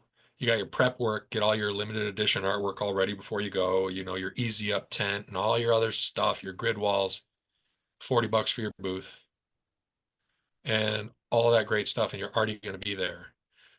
So while you're there, you're already, let's say a cheap show is $200. You're $200 invested in a show between Yeah. gas and tent and time and shit. But when you get there, you're drawing live. I draw live. So if I can knock out 10 cars while I'm there at 40 minutes a pop, I'm getting 40 bucks a piece. I made back my $400. I've also got my booth and my son, when he's not shooting for the magazine, he's in my booth. And kids bring the cute factor. And he knew all the prices in my booth, and everybody knew Trey. So they would hang out with him while I was out drawing cars. Plus, go and interview people. So you'd make your 400 drawing your cars, you'd make $400 in your booth that day, 800 bucks. That's a good day. Yeah. Go home and write that article, depending on which title it was, paid between another $300 and $700 Okay. article. Well, that's money on the table. You got to go get that. You got to go take that money. Yeah. So when you realize, and I wasn't writing for just one title, I would reword the article, and each magazine had its own writing style. But sometimes I was writing for three different magazines for a single show. So that was another $1,200 just waiting for me. That's really good stuff. $1,200 is a mortgage payment. Yeah. Yeah. Exactly. And two, again, I'm drawing timelines, but I'm going all the way back to you walking into the store and saying to your dad, I've got to make 8 grand this summer. And it being disappointing to your father, but you knew that's what you had to do in order to move forward with what you were trying to do. And Yeah, yeah, bringing it up to where you're at in the storyline here is that you're doing everything possible that you can see and you can calculate an opportunity as to create that amount of money and potentially go beyond it, what your base need is, going beyond your base need to make that extra. So you may not have to do an extra lettering job on a truck the next day or the next weekend, I think. So the management component that you learned in the sign shop in Boston, the production manager, that playing into your current life schedule and how that's being facilitated.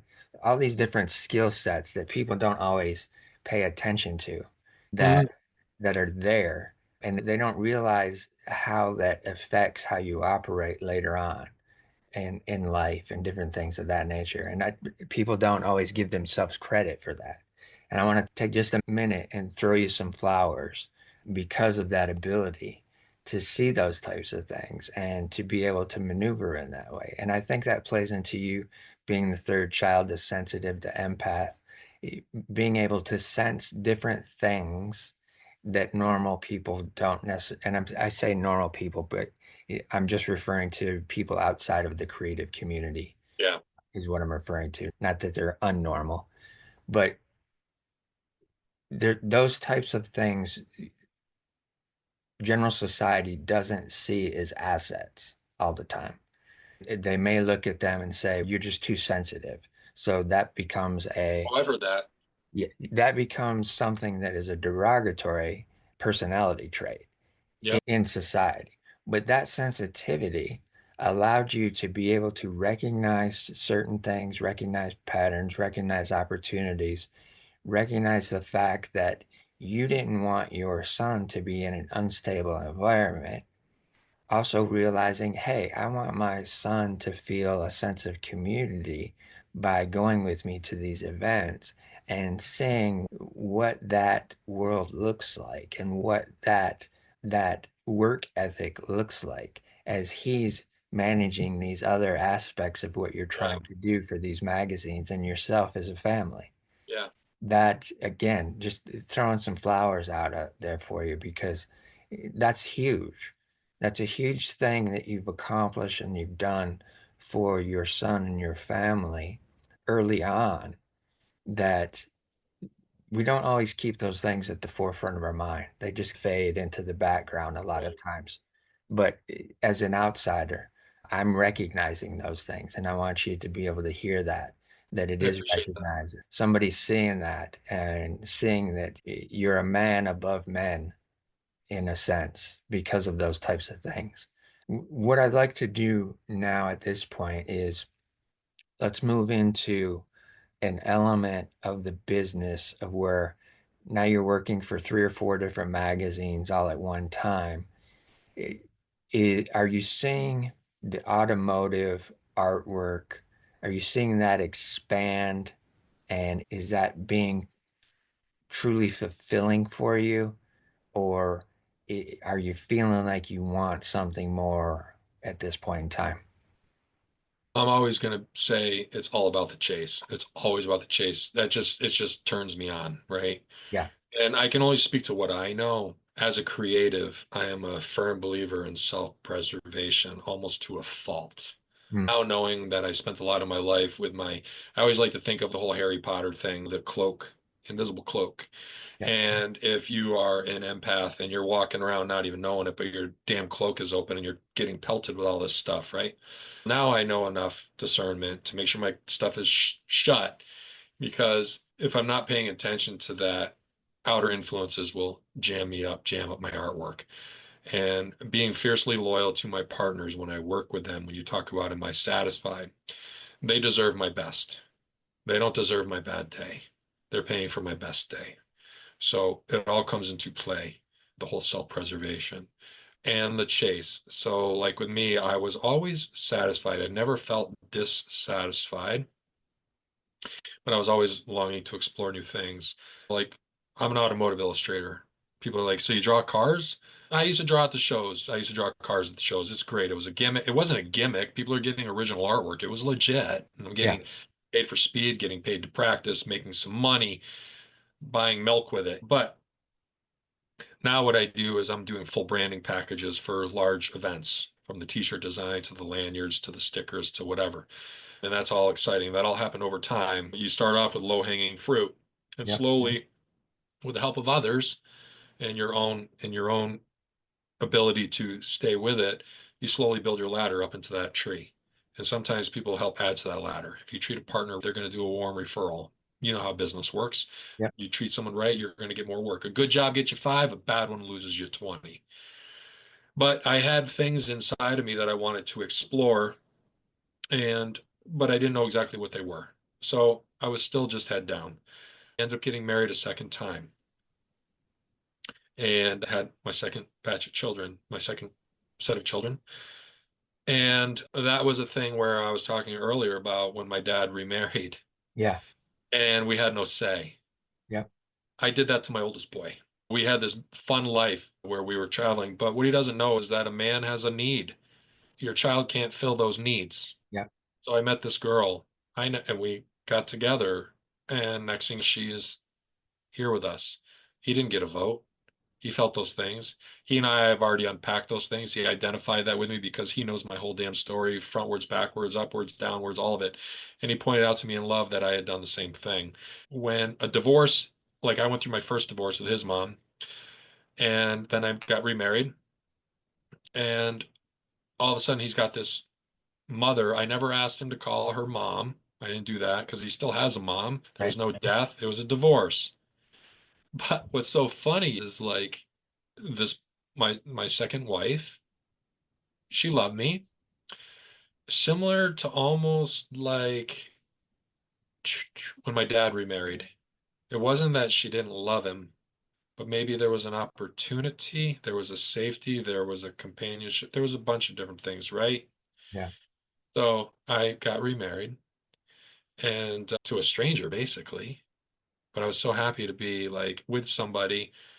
My first wife, there was a lot of drama. There was always shit blowing up. There was a lot of insecurities with her. So it was really nice to be with a woman that kind of had stuff figured out. You were never waiting for things to blow up. Like I Okay. can get used to this, right? Yeah, yeah. A But little bit of all along, stability. right, but all along, I left a boy at the time when we got together. He was in third grade. And fast Mhm. forward, we ended up, she wanted to have kids. And I'm like, man, I don't know. And she goes, how can you ask me to raise yours and not give me one of my own? That's a pretty valid argument, right? Yeah. But it was one of those, I didn't want to lose her. We ended up having a kid who is now 11, and she's beautiful. My daughter, she's 11. She's a creative on steroids. And we had our son, the youngest, who is a critical thinker, who would rather play with magnets and walk documentaries and pull something apart. He's the engineer. Yeah. So I have the free spirit creative, and she really can draw. Now, when I say she can draw, I mean she can really draw. And it's a thrill. And then I got the critical thinker guy, who's also all boy, loves to play with sticks and chuck rocks and skip stones and crap in the woods. And he's a Okay. little Yeah. boy. But anyway, long and the short is it was like she outgrew me. I'm not playing my violin. She outgrew me. It was that thing where all of a sudden you felt like The color of my collar was wrong. I'm a blue collar hustler, and she was looking for a white collar boy. Okay. And she worked in an environment where the guys were driving the latest BMWs and ski weekends, and she wanted all those things. She wanted all those shiny things. Okay. And that's not me. I'm paint underneath the fingernails, rip stuff apart, build it, hustle. So when she moved out, she was having an affair. So here it is, a second marriage where there's an unfaithfulness. Here I am completely effing broken, right? Yeah. And when she moved out, my youngest at the time was only 3 months old. I am also that much older. It wasn't like getting divorced at 33 years old. Yeah. It was getting divorced at 46 years old with a 3 month old. I'm an old man. People are having grandparents at 46. My grandfather was a grandparent at 46. Here I am. And all this shame that came over me, to speak to your people in Yeah. terms of tragedy, I had learned how to drink way back when I was miserable working in Massachusetts, Yeah. hiding it, Yeah. drinking my rum and cokes, tubing down X amount of before I had to pick up my boy's mother at the train. This was before he was even born, but always drinking and all those things. So having this shame of a second failed marriage, what are people going to think of me? But the bigger tragedy was knowing that it was survivable. Like I had knowledge because you've already failed in a first marriage. Now you get to fail in a second one. And having a 3 month, not just one kid, but now two, and one of them's a baby. Yeah. And how do you run a business, parent, nobody here? She'd already moved on and all that. And that's when my drinking got really bad because I was drinking right along and I liked drinking, but the shame made my drinking worse. My artwork started to suffer. I spent 6 months not creating a damn thing. I spent 6 months so depressed and using booze and women to make me feel all right. Yeah. I had times where I probably put my children at risk Okay. because they were with me, but maybe I had too much to drink that night that when you're sleeping, you're really sleeping heavily, where you're not wakeable. Yeah. Not blackout drinking, Yeah. but I'm with you. yeah, Just deep sleep. yeah, yeah. And we're not talking about beer. Beer is too much work. And I'm a whiskey. I was a whiskey drinker, and even talking about it, I can taste it. But it took me a while to get my feet. I had never fully recovered. I was using it to mourn and all of that. But I had the intuition to know that my partners or whoever I was working for at the time deserved better of me. They didn't deserve my pain. So I just wouldn't draw. I just didn't anything. I just survived. Yeah. Slowly got my feet back underneath me. I finally met a woman about a year and a half out. I dated a lot because you're looking for band-aids, you're looking for distractions. Everybody knows a distraction. If you don't, you're fibbing. Yep. Everybody's looking for them. Everybody wants to be heard. Everybody wants to be seen. You go through that, all those stages of grief. Yep. And then I met a girl and I took her out on a couple of dates, took her to a hockey game or something like that. And she wanted to take me out on a date. And I said, sure. And she says, I'd like to take you to church, my church. Okay. Okay, I grew up Protestant. Yeah, I'll go to church. And let me tell you this, all the while in my life, talking about being a sensitive, the youngest is a sensitive, and blah, blah, blah, losing my mom at 8 years old. Yep.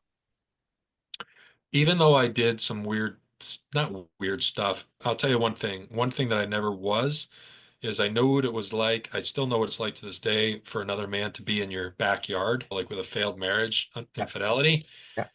And I have been invited, there were times where I was invited into another man's backyard, but principles are principles, and I would never be what would hurt me because that would make me nothing more than a hypocrite. Yep. And I could never do that to another man. But if a girl was single, hey, that's great. Yep. But I'm not going to do that to another guy. Even if he's a scoundrel, I'm not going to do that because you're no better. But I had also had this thing inside of me, even when I was feeling broken, that I always wanted to be the man. I held on to this like a rope, lifeline. I always wanted to be the man that my mom would have raised had she been afforded more time.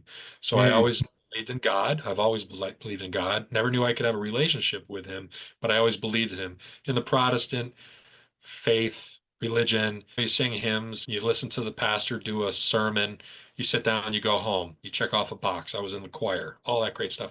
But I always believed my mom was in heaven, and I never wanted her to look down and be like yeah, yeah, disappointed. disappointed. You don't want to let your mommy down. Even though I did things that I did when I was drunk or whatever, you always felt terrible about it the next day. You always try to walk things back or just make things right. But I'd never go in another man's backyard. But anyway, then I was invited to church and I started learning about Jesus. And not just knowing about it, but knowing you are allowed to have a relationship. And it's this feeling grew inside of me that there was more to life than just me and my story. There was more to me and my life than that bottle of black velvet that I didn't even mix with iced tea anymore, that I didn't mix with anything because it's easier just to unscrew the cap and just start tubing it right out of the bottle. Yeah. And it was that I ended up keeping the whole drinking thing a secret. Look good on the outside, but bleeding on the inside and all of that. And I ended up breaking up with that girl for several months because I had to figure this thing out on my own, this whole drinking thing that I was so ashamed of. She thought it was her. It had nothing to do with her. It had to do with me, but I didn't have the courage to tell her. Mm. And I picked, of all times of the year, I picked the middle of the winter in Vermont. Ended up drinking slowly, not some big grand plan, Yeah, slowly, yeah, because I was tired of running away. I was tired of being a victim. And I'll tell you what, no one can get you to the last knot on your rope, but you got to get there all on your own. No one can bring you to your knot. yeah, You can, the lead a horse to water, make them drink, blah, blah, blah, blah, blah. It's true. And when you let go of that rope, you better hope that there's someone that cares about you that's willing to catch you and willing to walk with you. Not speak into your life if they got no business speaking into your life. Speaking into your life because they've walked the beat, yeah, right? yeah. It's a lot more when someone says, I know you, I see you, I care about you, I love you, I'll walk with you, I won't judge you. You fall down, that's okay. We're going to get back up, we're going to walk. So I had to do that. I was doing that alone. And maybe I'd get 3 days sober, not drinking, and then I'd fall over again.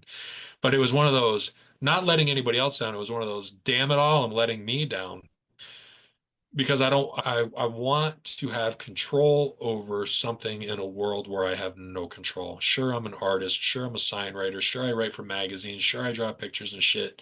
But now I've got this whole failed marriage again. And it's not my children's fault that it failed. It's our fault. That was the other thing. Ownership. It's not all her fault.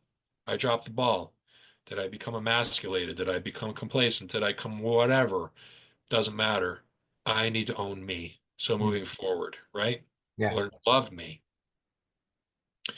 So when I finally got out, like a month, I reconnected with this person. And we're not even together anymore either. But I let her know, I confessed what was going on a lot.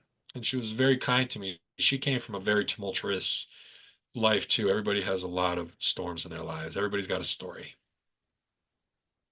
I ended up getting back together with her, ended up going back to church, ended up giving my life to Jesus because I loved the love that I was feeling. I loved sobriety and I went public with my faith. And what was funny was not funny. I remember like the gospel being said at the end of the experience, not a sermon, an experience. And I could feel God saying that I love you, I see you, you matter. But if anybody that listens, if you're a believer, if you're not a believer, I'm not going to discount anything. Everybody's got their own path and why they feel what they feel based on whatever they've been exposed to in their life. Some people don't have a relationship with God because maybe he was shoved down your throat when you were a little kid. But let me tell you this, It wasn't his fault that you were force fed. It was a human that was broken shoving him down your throat. Okay? I just want to say that. And Mm. I'm sorry if you're broken because of that, but I'm going to tell you, you're still loved. He still loves you. It was a human's fault. Anyway, when the gospel was being said, it was like he was saying in my ear, "You really like this, don't you?" I'm like, "I love this. I love this.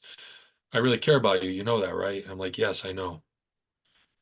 "How much do you love me?" "I love you a lot." And then it was almost clear as day. He says, "Then show me." No, enough lip service. Show me. My Right. hand went right up, accepting Jesus as my Savior, right? And next thing you know, I'm being walked out into the back room. You're just giving your life to Jesus, all those amazing things. And it was beautiful. I'd already been sober. I'd already been sober. I'd already been working on it.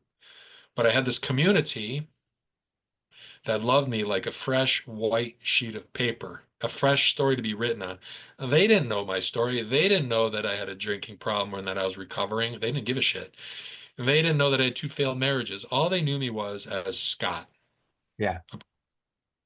I had never violated any of them. None of them have ever violated me.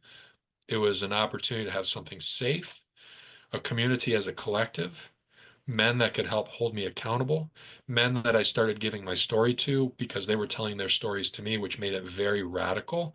That doesn't have to be a church thing, but when another man can just totally surrender and just show you all of their ugly stuff, where I grew up and you grew up in a generation of you keep your shit under your own roof, you don't tell people your problems.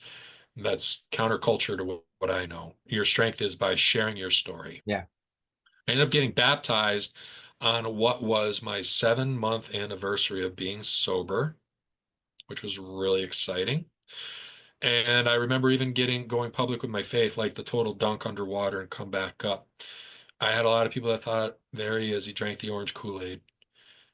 But what's beautiful is when you get past that peer pressure and being the last kid picked on kickball, the last kid or the kid on the playground where everybody thinks you're different, you feel different. When you finally get to a spot that you just can't even do that anymore, that you realize that another human has no right to judge you. There's one judge, and it sure as hell isn't anybody that I'm looking at. There's one judge, period, and he's up there. But going public with my faith, where I remember my dad, even at the time, I invited him. We had you baptized when you were little. This is different. You had me baptized in a ceremony that said you were going to raise me in a Christian home, and I'm so grateful that you did that. But this is me being a grown man on my own, making a decision on my own that I'm going to go do this because I Right. can't do this on my own. And it's worth it to me. And it's got nothing to do with you. It's got all to do with me. So I laughed. This woman that invited me to that church, her name is Beth, and I'll always be grateful to Beth because she was put in my life in a time when I was broken. I take her to a hockey game. She takes me to church, and I end up surrendering to just to something that's wonderful. And I'm still walking that walk. I'm a Sunday school teacher. But what I'm grateful for is I'm grateful that my journey has been birthed out of humility, that I can tell this story to anybody that would deem it of value. And it's not about a, hey, look at me and look what I did. It's not that at all. And I hope these listeners, I hope y'all understand that what I'm trying to tell you is I'm not something incredible. I'm something broken. I come from brokenness. But when I get enough time, or I'll speak to myself, I'm sober to this day. And to let y'all know, it's weird, but here Rich and I are having this conversation. Today marks 7 years sober for me. And when I sober, I mean nothing. I don't smoke weed. I don't drink. I don't do drugs. I'm not tooting my own horn, but clarity is my drug of choice. And I know myself well enough, and I can say this out so y'all can hold me accountable. If I were to fall back, people are like, if you ever relapse, it's okay. Sure, it's okay. But I know how I am and how I'm wired, that I would have this waterfall like Niagara Falls of guilt just pouring over my shoulders, and it would effing break me. I would not survive the self-inflicted guilt. So the guilt and the fear is what still keeps me crisp. But I'm also in a world where clarity is incredible. I create at a level I've never created before. Again, not arrogance. You have to be broken. because we have this choice. You can be victims or you can be victorious. We see generational sin. We see generational trauma. Maybe some of you know what that is. We call it generational trauma. In the Bible, we call it generational sin, the transgressions. Okay. It doesn't matter. Call it whatever one you want. It's still the same damn thing. So we see people that are pedophiles and and maybe you were sexually assaulted. There are people that are sexually assaulted and they grow up to become the same thing, sexually assaulting, or they grow up and say the buck stops here, not on my watch. It ends, right? Yeah. We have people that grew up in a house where there was abuse. They are abusers, or it never is going to happen on my watch. I'll pull your face off if I find out you're abusing somebody. Isn't that amazing? There are people that carry that baton around the track. It's handed off to the son or the daughter, and they continue to run, and then they hand that baton off. But there are some people that say, I am dropping that baton in the dirt. I'm not going to carry that baton any further. I grew up with my father being a real strong provider. He had a ridiculous drinking problem too. I Mm. watched him not be kind to my mom. I don't remember a whole lot, but I remember these unkindness s- situations where she would be crying when I was just a little boy, 6 years old. My brothers can tell me the stories, and they've told me some of them. They don't matter, but these are things that my dad did because those things were done to him, what have you. But it doesn't have to be. I know I just went on a rant, but I'm saying I just want you to know that you matter, you're relevant, you're seen, you're heard. And it doesn't matter what you did yesterday. It matters what you're choosing to do today. It really matters. Now, Rich, you and I have shared previous conversations before, and I know that you can speak to some of these things. And I want you to share something back. Yeah, no, absolutely. The first of all, congratulations again on the sobriety year mark, the 7 year mark, which is for me, I'm an, into numerology and different things like that, and Yeah, seven being a number that's profound. To speaking to you talking about generational trauma, that I've talked about this on some other episodes that in the scientific community, when you're looking at depression, anxiety, addictions, substance abuse, all those different types of things, they've done studies where they've literally seen traumatic experiences are ingrained in a person's DNA. sure. So it may not even be something that you've done in your lifetime that's created this issue. It may be something that your grandparents or your great grandparents I have believe it. experienced. I believe And it. it was just passed down through the generations, and it's in your DNA that this is there. This trauma is embedded years ago. Yeah, if I could be in my mom's womb and she could be suffering a traumatic, stressful experience and she's releasing those chemicals into an embryo. Yes, absolutely. Absolutely. It's Absolutely. true. Yes, of course. Absolutely. Of course. Yeah, and I empathize with all of that with you. Fantastic that you've been able to find faith as a safe place, a stable place for yourself, a foundation that you're able to create more on, grow more on for you and your family. That's an amazing thing. And it's a thing that a lot of times talking to different creatives, there's an element of that in there at some point in time.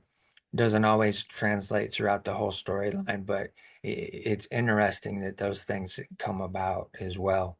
That I can see they play into a person wanting to continue in life, to continue to be better, to continue to do more in their life. And that's one thing that helps them along.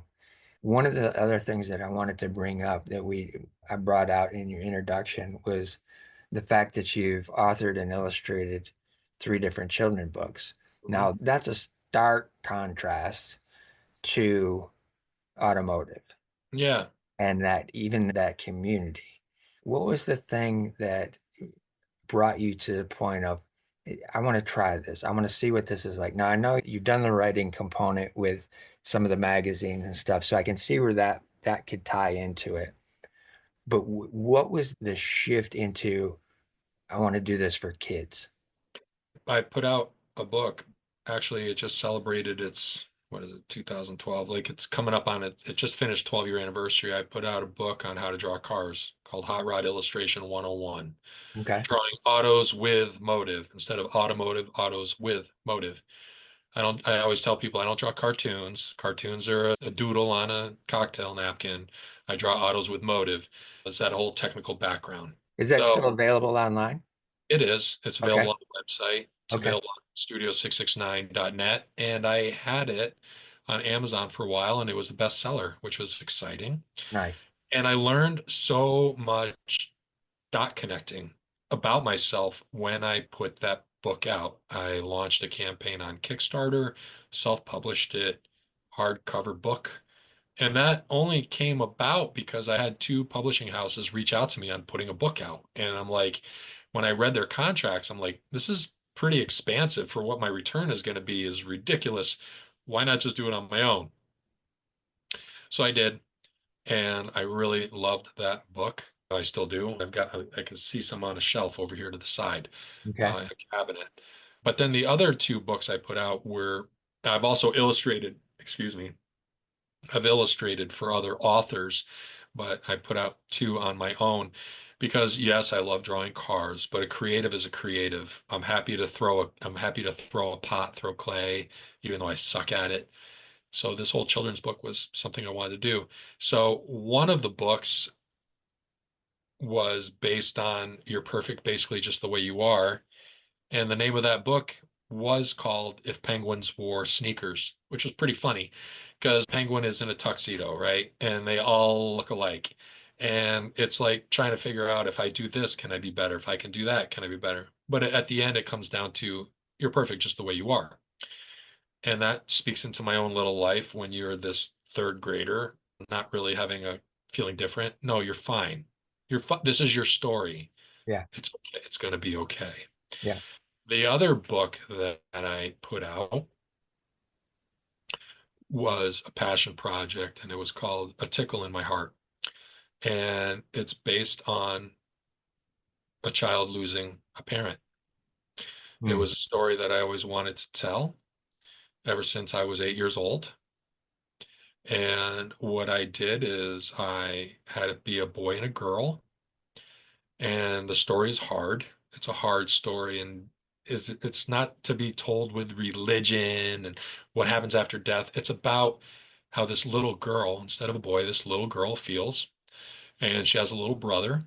And I use cats. I use cats to tell the story. And again, the story is hard.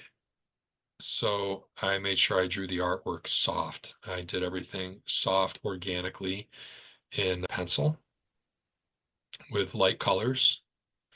And they don't have names. They're just known as brother and sister. They would refer to each other as brother or sister and daddy and mommy. And it tells the journey of the mom being sick. It doesn't talk anything about leukemia, but it talks about how bizarre it is going to the hospital and all those things that I remember as a kid. Yeah. And the big machines that mommy is plugged into, all of those things. So I didn't speak to a dad dying because I don't know what that was like, but I knew what it was like for a mom to die. And yeah, and that book did really well. That was another one. It's out of print now. It's not in circulation anymore. I maybe one day I'll reprint. But that and Penguin Wore Sneakers was something that I launched that I did after my second marriage went down the toilet while I was sober, being sober. It was Hmm. about needing to do something that was bigger than me. You get it? Like sometimes you can't just do things for yourself. You got to get out of you and do something bigger than you. And maybe it was cathartic or whatever that word is, where there was therapeutic to be able to finally tell that story. Yeah. And telling the story as simple as a little kid, because our hearts can feel all different kinds of things. They can feel joy, it can feel worry, it can feel anxiety, it can feel fear. All those different feelings are a tickle, is a different kind of tickle. So it was really wonderful. It was helpful. Yeah. And it Very. was a big story, over 60 pages long with artwork on every damn page. Oh, wow. Oh, Wow. Yeah, that's amazing. I've seen a few of those illustrations and they have a whole different feel than what comes through with your automotive stuff, which I find very interesting. And yeah. now too, Hearing the story that those were created while you were sober, it also makes sense to me because of the softness of those illustrations and the energy that those illustrations have. Another layer of that is your faith that has come into play with the timeline of these stories and these illustrations. And it's very fascinating to me when I see a creative, an artist, an illustrator, anything, a writer, whatever, hearing their storyline and seeing their body of work, and then understanding how certain pieces of those works come out at certain times of their storyline, and how there's a shift in the change of energy of those works over a period of time. I always find it fascinating that, especially if I see that something becomes softer, it becomes lighter. The weight of it is not there anymore, or it's not as weighted down. And Yeah, yeah, go I ahead. agree. No, I agree. I was really intentional when I was drawing them because I didn't want them to fight the story. They don't have a lot of detail and they're in pencil on purpose rather than hard ink and hard color. It really, yeah, it really opened things up for me. And it was beautiful to be able to finally tell that story. And I'll forever be grateful. My daughter, she loves reading that book. And there's parts in it where I'm like, oh, here comes the part. Right? Because death happens in the book. A mom dies, right? Yeah, And how they grieve, but how they celebrate. Also speaking to what I know. So my mom's anniversary when she passed away was May 23rd, 1979. I can't tell you how often 523 shows up. And it's almost like she's, got you. I wake up in the morning, roll over and look at the clock, 5:23. I could grab my phone just to, because of text message, 5:23. She's really clever that way. yeah, Beautiful.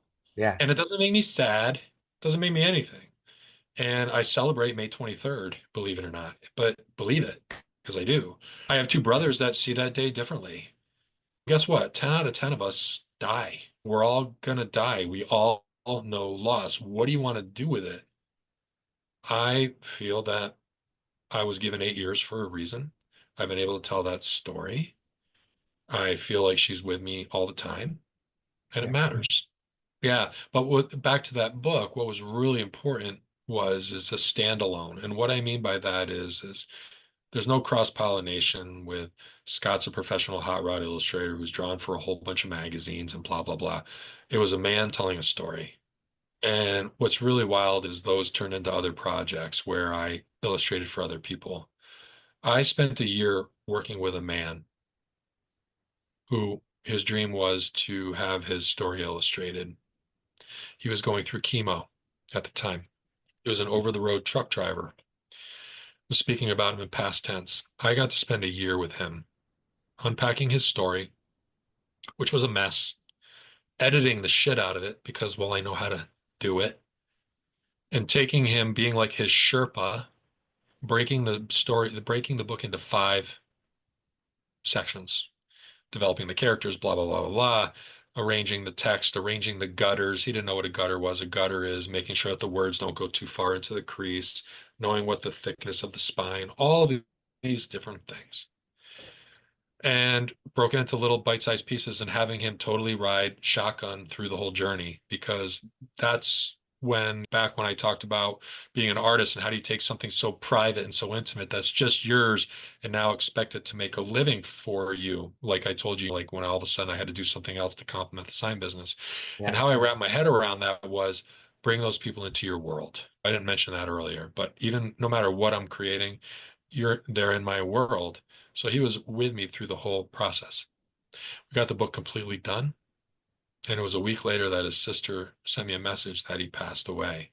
And I flipping, I could pray, I cried yeah, because it wasn't just I drew for this guy. I spent a year with him as he was going through chemo, and he never bitched. He never bitched. He had good days, he had bad days. He never bitched. And he got to see it come to print, not come to print, but come to PDF form all done. He probably printed it out just so he could staple it and hold it. But yeah, he passed away. Wow. So they own the rights to the book. I'll never, and I remember him and I were talking about a sequel. The sequel will never happen. I shouldn't say never. Maybe one day I'll draw the sequel. I don't know. Maybe it's something I'll do with my daughter. I don't know. But it's amazing how, I'm not saying amazing.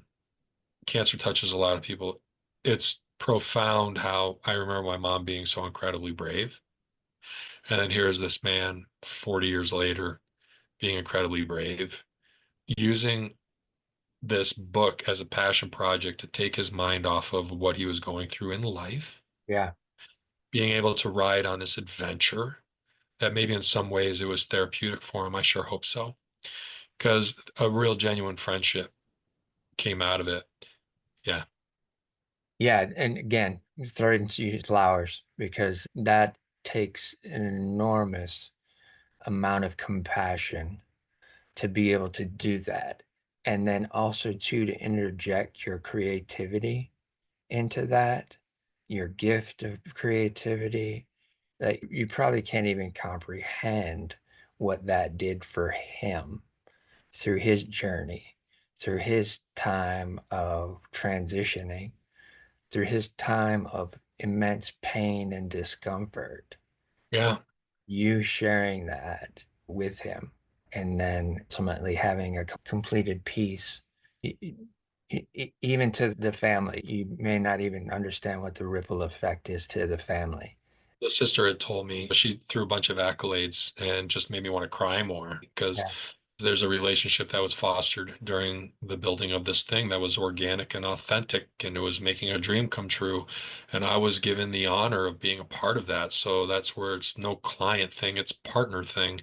When you're welcomed in to something that's so intimate and private, it should never, I've told people before, if that's ever lost on me, just take all my pencils and break them. Just take them and break them. But yeah, and the adventure's not over. Like this community that I've started, IAIAM. I love community. The technology didn't support it 5 years ago, let's say. And it wasn't until we got into a workshop, you and I yeah, met in the workshop.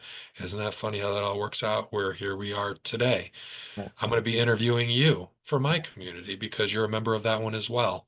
It's a beautiful thing. And what I love about community is a we. Community is not a me, it's a we. And it lives and breathes with or without me there. And it's anything the person that belongs to it wants it to be. It's an opportunity to foster mentee mentor. It's a ability to network. It's ability to think tank, to put it out there with other people that speak your language. It's an ability just to be surrounded by people who speak your language. And it's been just a true honor to host it.